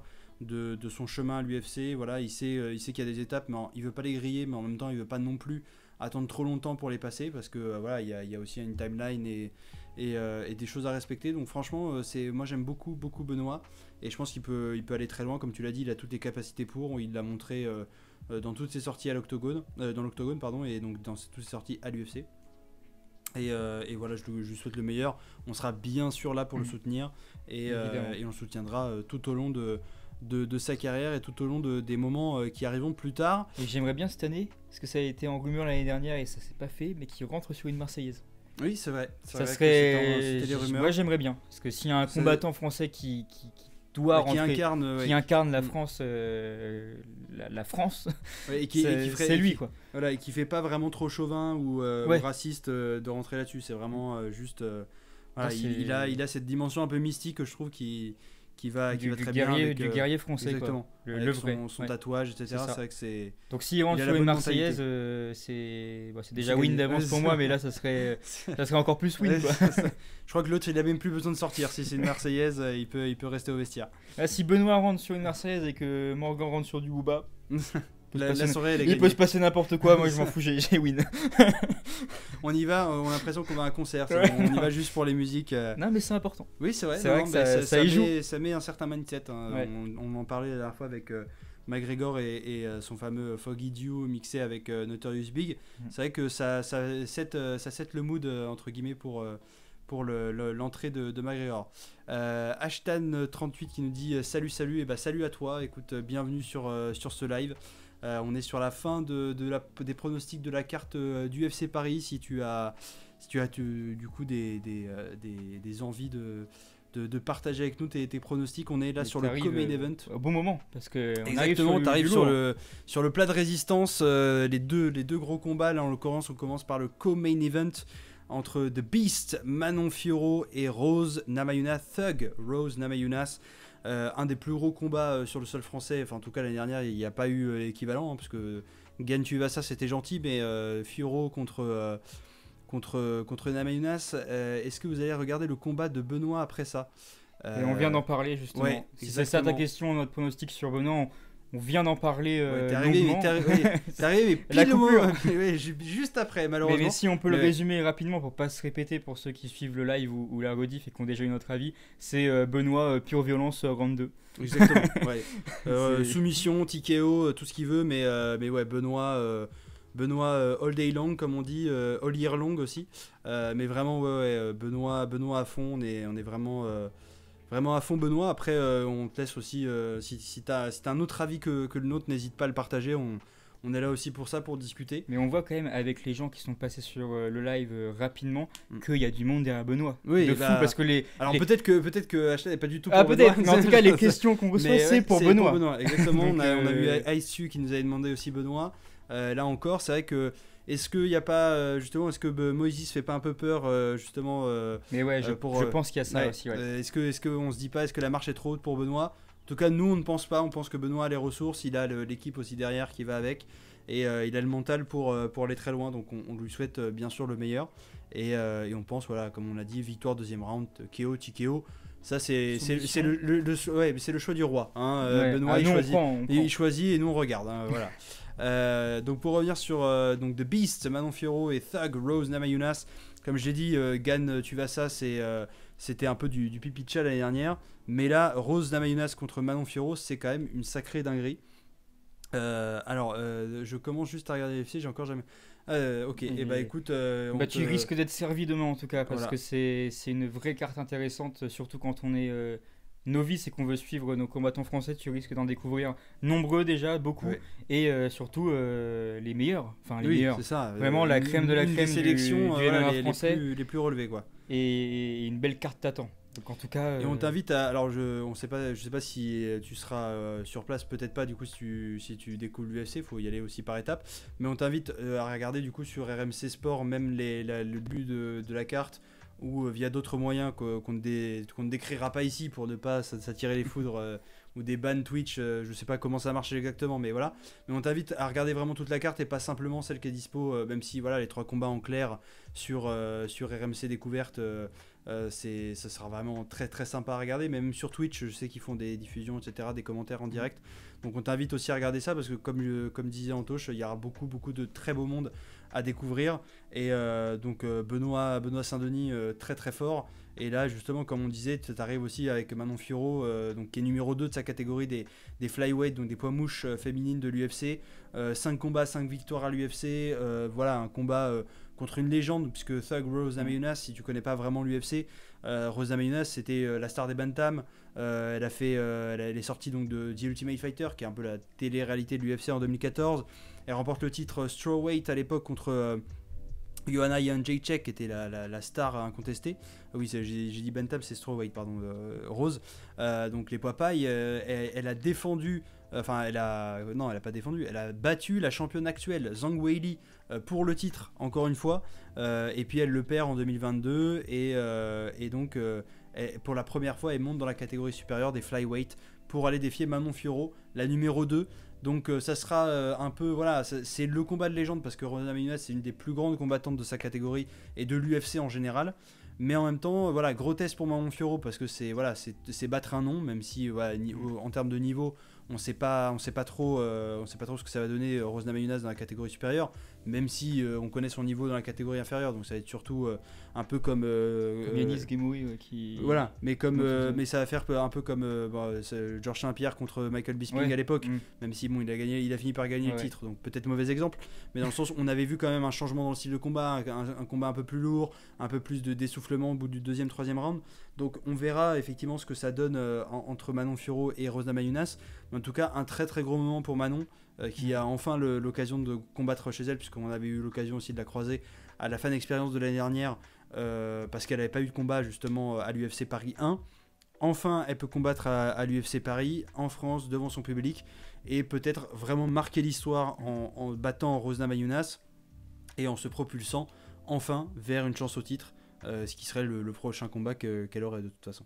Ouais, exactement, parce que là on est clairement sur une demi-finale. Oui. Enfin, la gagnante aura sa chance pour le titre, hein, même si Rose Namajunas c'est son premier combat dans la catégorie. Son passif fait que si elle gagne, elle aura la chance au titre. On a déjà vu des gens monter de catégorie et avoir directement une chance au titre, hein. C'était le cas d'Adesanya contre Blakovic pour que Adesanya devienne double champion. Malheureusement ou pas, il avait perdu cette opportunité. Il n'était pas devenu double champion.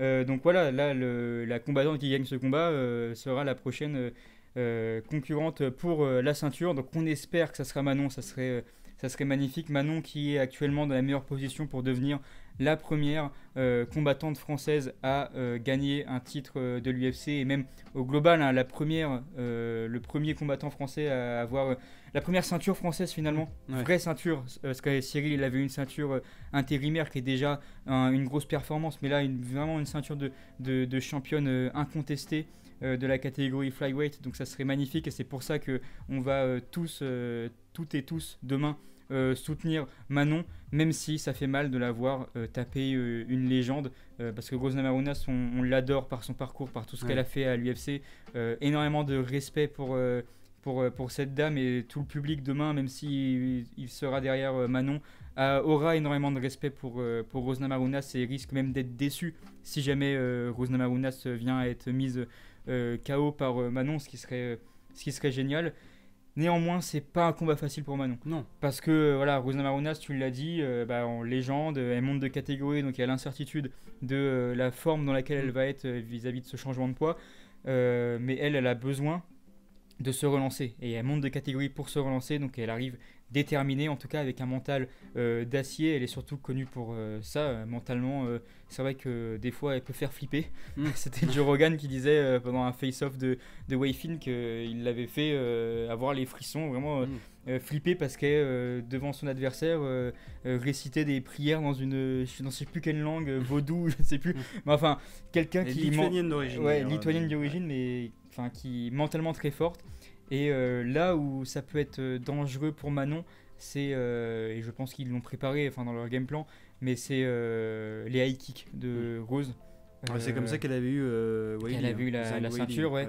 Les high kicks très puissants qui peuvent coucher Manon assez facilement si ça arrive à toucher, donc il va falloir faire très attention à ça. Et moi, ce qui va me faire un peu peur, c'est que dans le dernier combat contre Chookagian de Manon, il y avait eu un moment un front kick de Caitlyn qui était passé très proche du visage de Manon, que Manon avait réussi à esquiver, mais de très justesse, le pied avait dû frôler la tête et qui n'avait pas vraiment touché. Mais c'est le genre de front kick que si Manon se l'était pris, si ça avait vraiment touché, elle aurait pu tomber là-dessus, tu vois.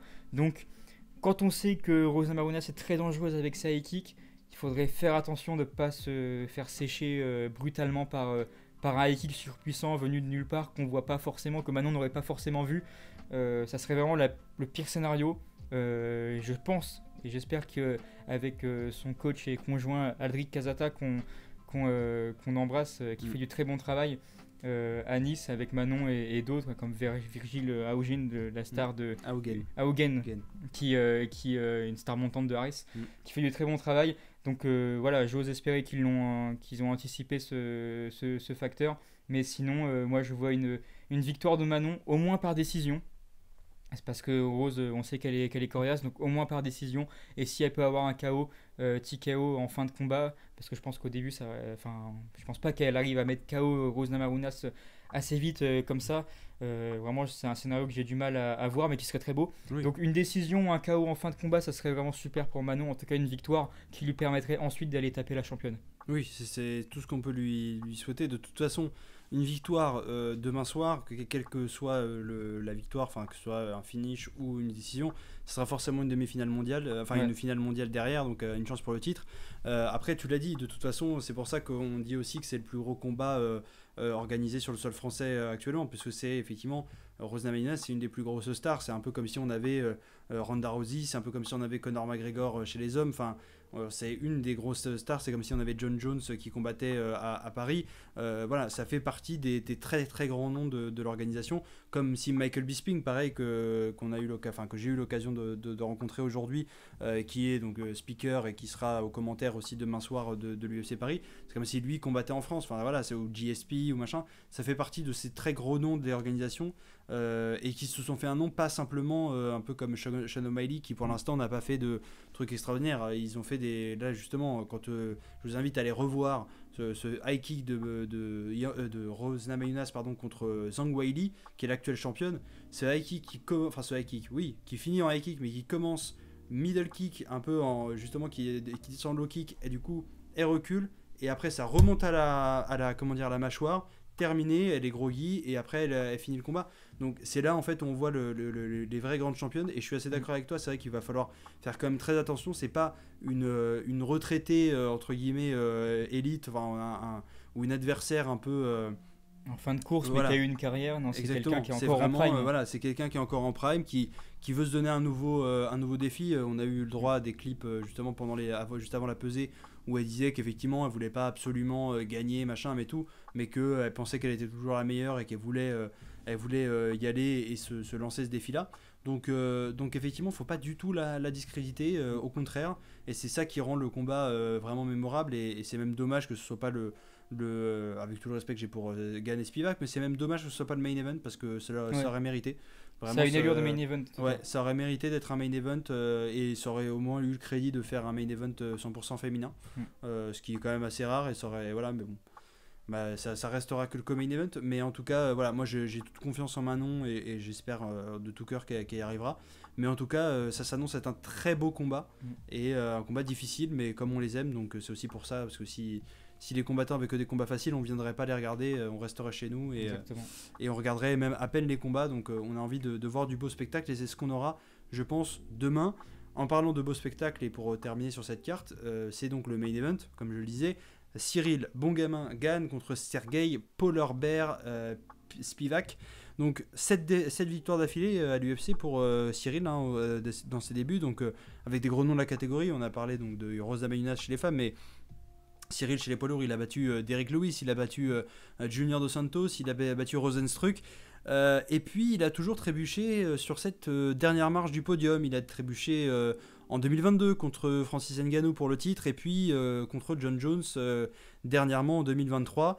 L'UFC Paris se révèle donc être toujours l'événement au cours duquel il se relance pour ne pas perdre de momentum finalement dans cette course au titre. L'année dernière, c'était face au néo-zélandais Tai Tuivasa, qu'il avait mis KO au 3e round, après s'être fait éteindre la lumière sur une magnifique droite du néo-zélandais. Et cette année, ça sera contre le Moldave. Cette fois-ci, j'ai le pays d'origine. On n'a que le drapeau là sur nos écrans, mais c'est donc le Moldave Sergei Spivak qui pourrait lui servir de tremplin pour le titre, et lui-même l'a dit d'ailleurs en conférence de presse, que ce serait potentiellement le remettre en selle pour le titre derrière, peut-être affronter même Aspinall. Ce serait aussi, c'est dans les tuyaux entre guillemets que ça se passe, mais voilà, s'il y a défaite par contre, ce serait plutôt un voyage dans les bas-fonds du classement en poids lourd qui attendrait Cyril Gane. L'ours blanc, donc moldave, de son côté, le Sergei Spivak, il a un beau palmarès à l'UFC, 7 victoires pour 3 défaites. Il sort d'une série de 3 victoires d'affilée, toutes par finish au premier ou deuxième round. Comme Cyril Gane, il a battu Derrick Lewis, il a battu Tai Tuivasa, et puis il se révèle comme un véritable défi donc pour notre Français demain soir, alors qu'on a la sauce blanchie qui nous dit soir, et on lui dit bonsoir la sauce blanchie, merci d'être là, merci. Tu arrives pour le meilleur, hein, pour le climax. Exactement, tu arrives pour la cerise sur le gâteau. Ça pas du tout. Cyril Gane contre Sergej Spivak. Donc la vraie question que j'ai envie de poser juste avant que tu nous donnes ton avis, Antoche, c'est Gane va-t-il réussir à se le relancer, ou est-ce que Spivak confirmera la dynamique dans laquelle il est, c'est-à-dire des victoires par finish? D'abord, la sauce blanchie qui nous demande alors les pesées. Alors les pesées, c'était moi, que... exactement. Moi j'étais à Paris toute la journée, donc j'ai pu profiter d'abord de la rencontre avec Michael Bisping et Thomas Pinal dont on vient de parler là, en poids lourd, donc à la boutique Shinzo de Paris, dans laquelle j'ai eu l'occasion de leur faire signer un t-shirt et de prendre une photo avec eux, ils étaient vraiment très sympas, notamment Michael Bisping, vraiment très sympa. Et puis donc les pesées, vraiment tout ce qu'on pouvait attendre, c'est-à-dire voilà, un peu de queue forcément avant d'entrer, et puis tu t'installes. Un petit question-réponse avec Nassourdine Imavov, notre combattant français qu'on salue bien sûr, et qui était très intéressant ce Q&A. On a eu l'occasion de parler de Cédric Doumbé, de Baki, voilà, il y a eu des petits clashs, tout ça. C'était sympa, mais désolé, j'étais en train de mettre des barrières, j'ai manqué le début. Ah, mais c'est pas grave. J'espère que tu t'es pas blessé à mettre des barrières quand même, que t'es pas trop crevé. Mais du coup, voilà, les pesées, c'était très sympa. Ça va très vite. Ce que je disais à Anto juste avant de prendre le live, ça va très vite. Une demi-heure, ça passe très rapidement parce qu'on enchaîne tac les pesées. Mais c'était très sympa. On a vu des très beaux face-off. Et puis surtout, on a vu le bonheur. Enfin, en tout cas, j'ai vu le bonheur. Et puis Anto, je sais pas si t'as suivi par écran interposé ou t'as vu des images, mais c'est vrai que on a vu quand même on a partagé le bonheur de beaucoup de combattants français. Taylor Lapillus qui était très content d'être là, Morgan Charrière qui était très content d'être là, Nora Cornol bien sûr, Yanis Gemouri et William Gomis qui était un peu plus en retenue. J'ai trouvé en tout cas qui était un peu plus, voilà, forcément one to one, c'était un peu voilà, français contre français, c'était un peu plus compliqué, mais on a vu vraiment que des gens très contents. Manon Fiorot pareil, Cyril Gane pareil. Donc je suis devenu noir, j'en connais un qui aime bien ce genre d'humour. D'accord, oui, je crois que ça arrive. Est-ce que ça m'est destiné? Je ne pense pas. Voilà, mais donc voilà, donc pour terminer, enfin pour relancer ma question, est-ce que Gane va s'en sortir ou est-ce que Spivak va s'imposer? Moi j'espère, on espère tous que Gane va s'en sortir, mais c'est vrai qu'en face de lui, il a un vrai bourbier. Encore une fois, il y a beaucoup de bourbiers sur cette carte pour les combattants qu'on aime. Un bourbier anciennement coaché par qui? Par Daniel Ouin. Ouais. Toujours dans les bons coups. Là je crois qu'il sera pas dans le coin quand même. Non, il l'a croisé, il l'a salué, mais je crois pas effectivement. Par contre, il avait dit, s'il me demande d'être dans son coin, je serai là. Et ouais, c'est ça qu'il a dit, c'est vrai. Et finalement, je crois qu'il y sera pas parce qu'il a pas dû lui proposer. Mais finalement, ouais, la sauce blanchie nous dit, j'ai suivi le compte Insta et il y avait certains one-to-one qui avaient l'air chill. Oui, c'est vrai qu'il n'y avait pas de grosse tension. Non, il n'y a pas eu de, c'est pas poussé, c'est pas frappé, etc. Il y a eu un combattant qui est arrivé, qui a eu c'est Bacharat contre Rodriguez. Okay, Bacharat était devant et Rodriguez est arrivé comme ça avec les coudes limite, et Bacharat qui le regardait, qui était là genre en mode non mais gros, je vais pas tomber dans le truc et tout. Donc il y a eu à la limite ce truc là qui pouvait être un peu un peu tendu, mais sinon le reste, si il y a eu le face-off de Morgan, mais qui n'avait pas été dur, mais juste Morgan a tenu le regard, l'autre est parti. Et après Morgan a tenu le regard et après a exulté. Donc un peu il a un peu gagné le face-off, mais effectivement il n'y a pas eu de jeté de bouteille comme à l'époque de Diaz et Conor. Il va se faire karma.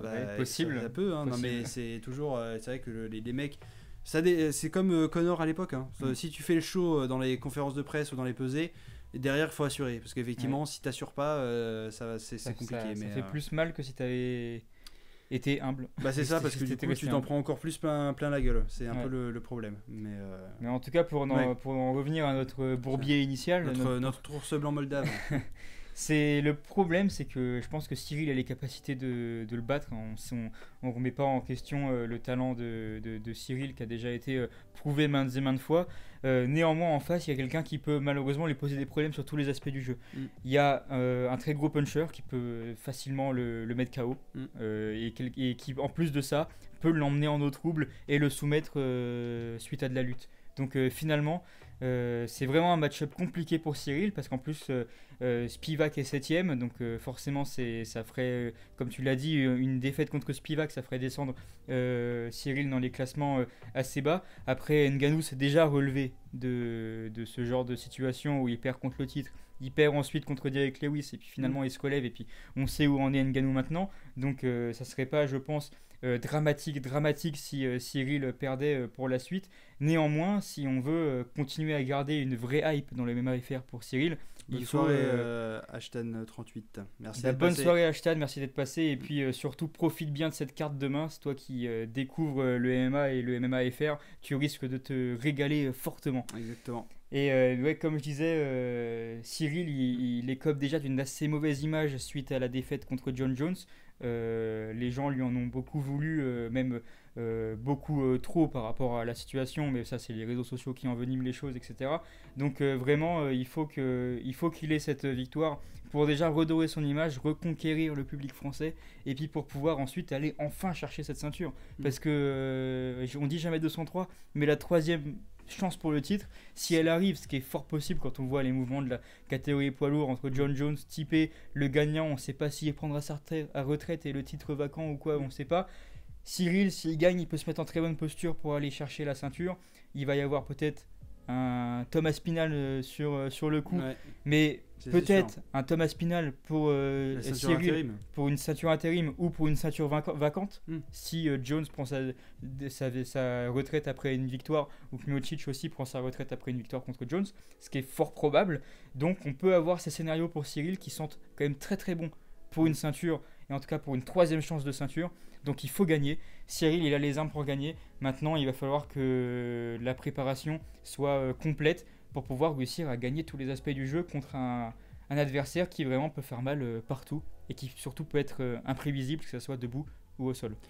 C'est ce que j'allais dire. Après, on a eu Nassourdine Imavov en conférence de presse, enfin en tout cas là en Q&A, quand on lui a demandé, effectivement, il a dit Cyril, il est beaucoup plus violent, il en veut beaucoup plus que les autres fois. Il a vraiment un autre état d'esprit, en tout cas plus volontaire, en tout cas dans les entraînements avec Fernand Lopez.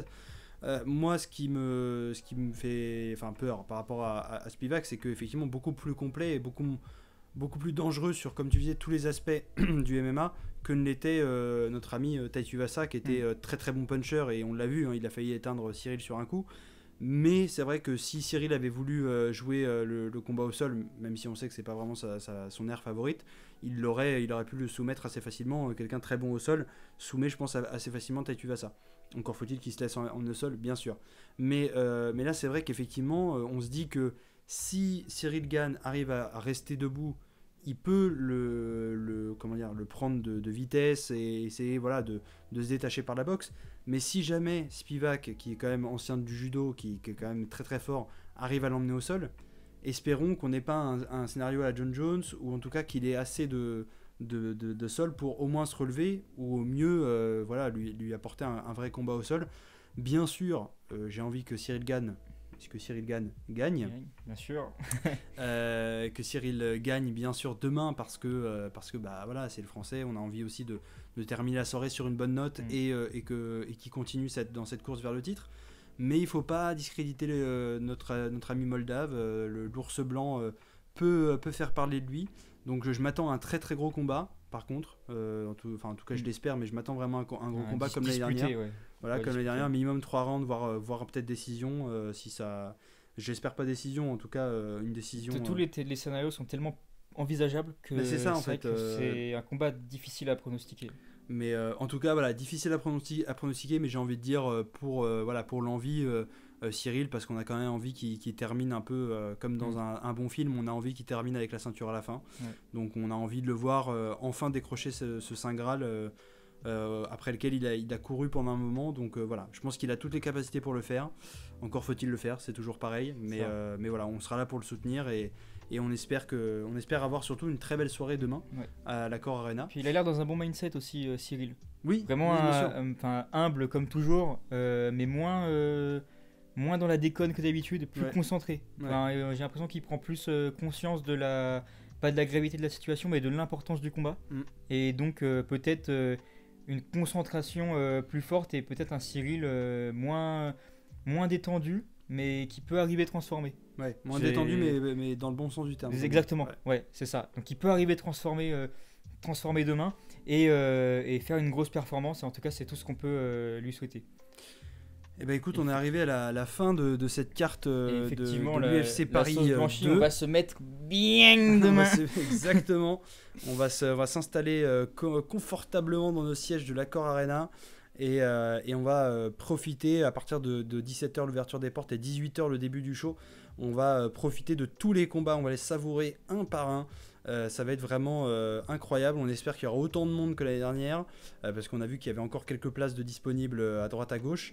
Mais voilà, on espère qu'effectivement il va y avoir autant de monde, que les gens seront présents aussitôt que l'année dernière, parce qu'il y avait quand même beaucoup de monde au moment des prélims, ce qui était quand même très très bien, surtout pour ceux qui sont dans les prélims, qui n'ont pas la chance d'être sur la carte principale, donc au moins ils n'étaient pas tout seuls. Nous on sera là bien sûr pour les encourager. On pense bien sûr à notre ami Taylor Lapillus, à Nora Cornol, à Zara Ferme bien sûr, on sera là pour la soutenir, on sera là pour soutenir tout le monde, et bien sûr Morgan, Benoît, Manon et Cyril et William et Yanis et voilà, et tout le monde, on sera là pour les soutenir, et on espère effectivement très très bien se mettre. Alors on peut suivre sur quelle chaîne ou sur Twitch? Alors normalement sur Twitch je crois qu'il y a des rediffs, mais je suis pas sûr qu'ils aient les images. Il faudrait revoir, parce que je crois que l'année dernière c'était pareil et je suis pas sûr qu'ils aient les images. Alors normalement c'est sûr. Je crois qu'ils l'ont vendu en disant qu'ils avaient les images. Ah bah alors, il y aura peut-être. Ou alors c'est ambigu et dans leur com ils ont.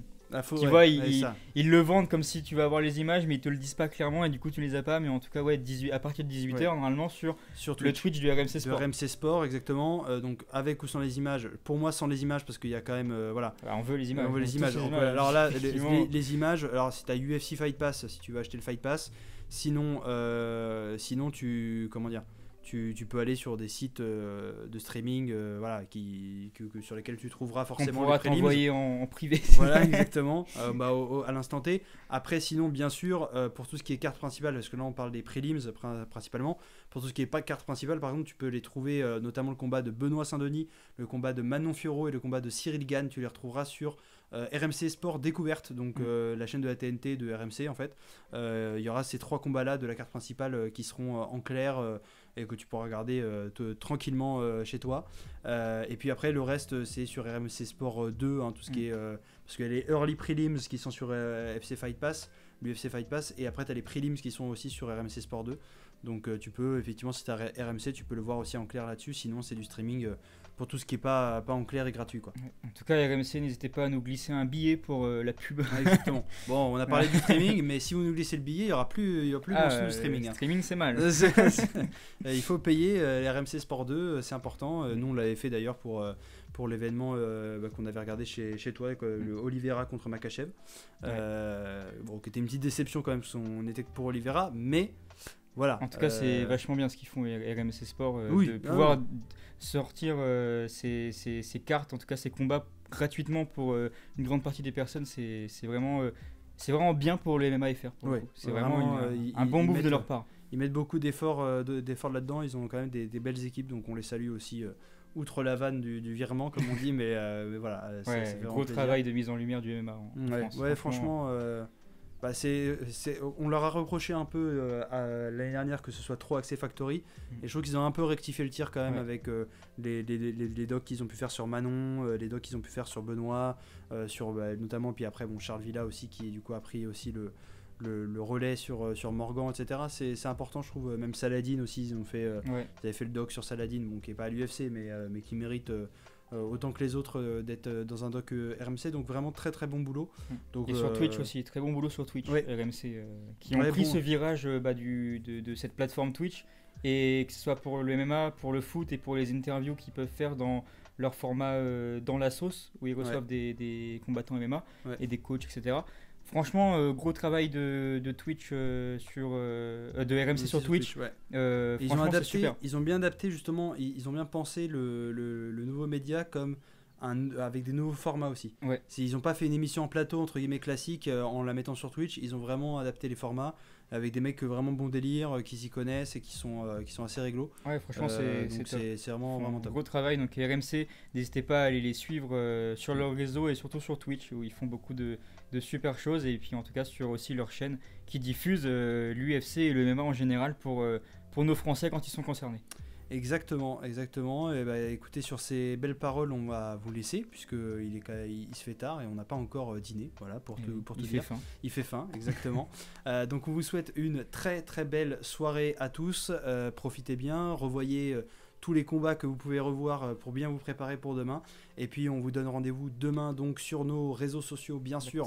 J'allais le dire, si tu l'oubliais, j'allais le placer parce qu'on va mettre des stories de la soirée folle. De la soirée, et puis peut-être aussi de l'après-midi si on va voir Thomas Spinal donc devant l'Accor Arena, on ira sûrement le revoir. Mais bien sûr, restez connectés sur Instagram, notamment sur Twitter, bien sûr, et sur tous nos réseaux, et notamment YouTube aussi pour la rediff de ce live, et sur Twitch pour le live de dimanche sur le débrief donc de cette soirée. Restez connectés. Bonne nuit à toi aussi, la sauce blanchie. Merci pour ce compliment. Nous le prenons volontiers. Et lui. D'accord.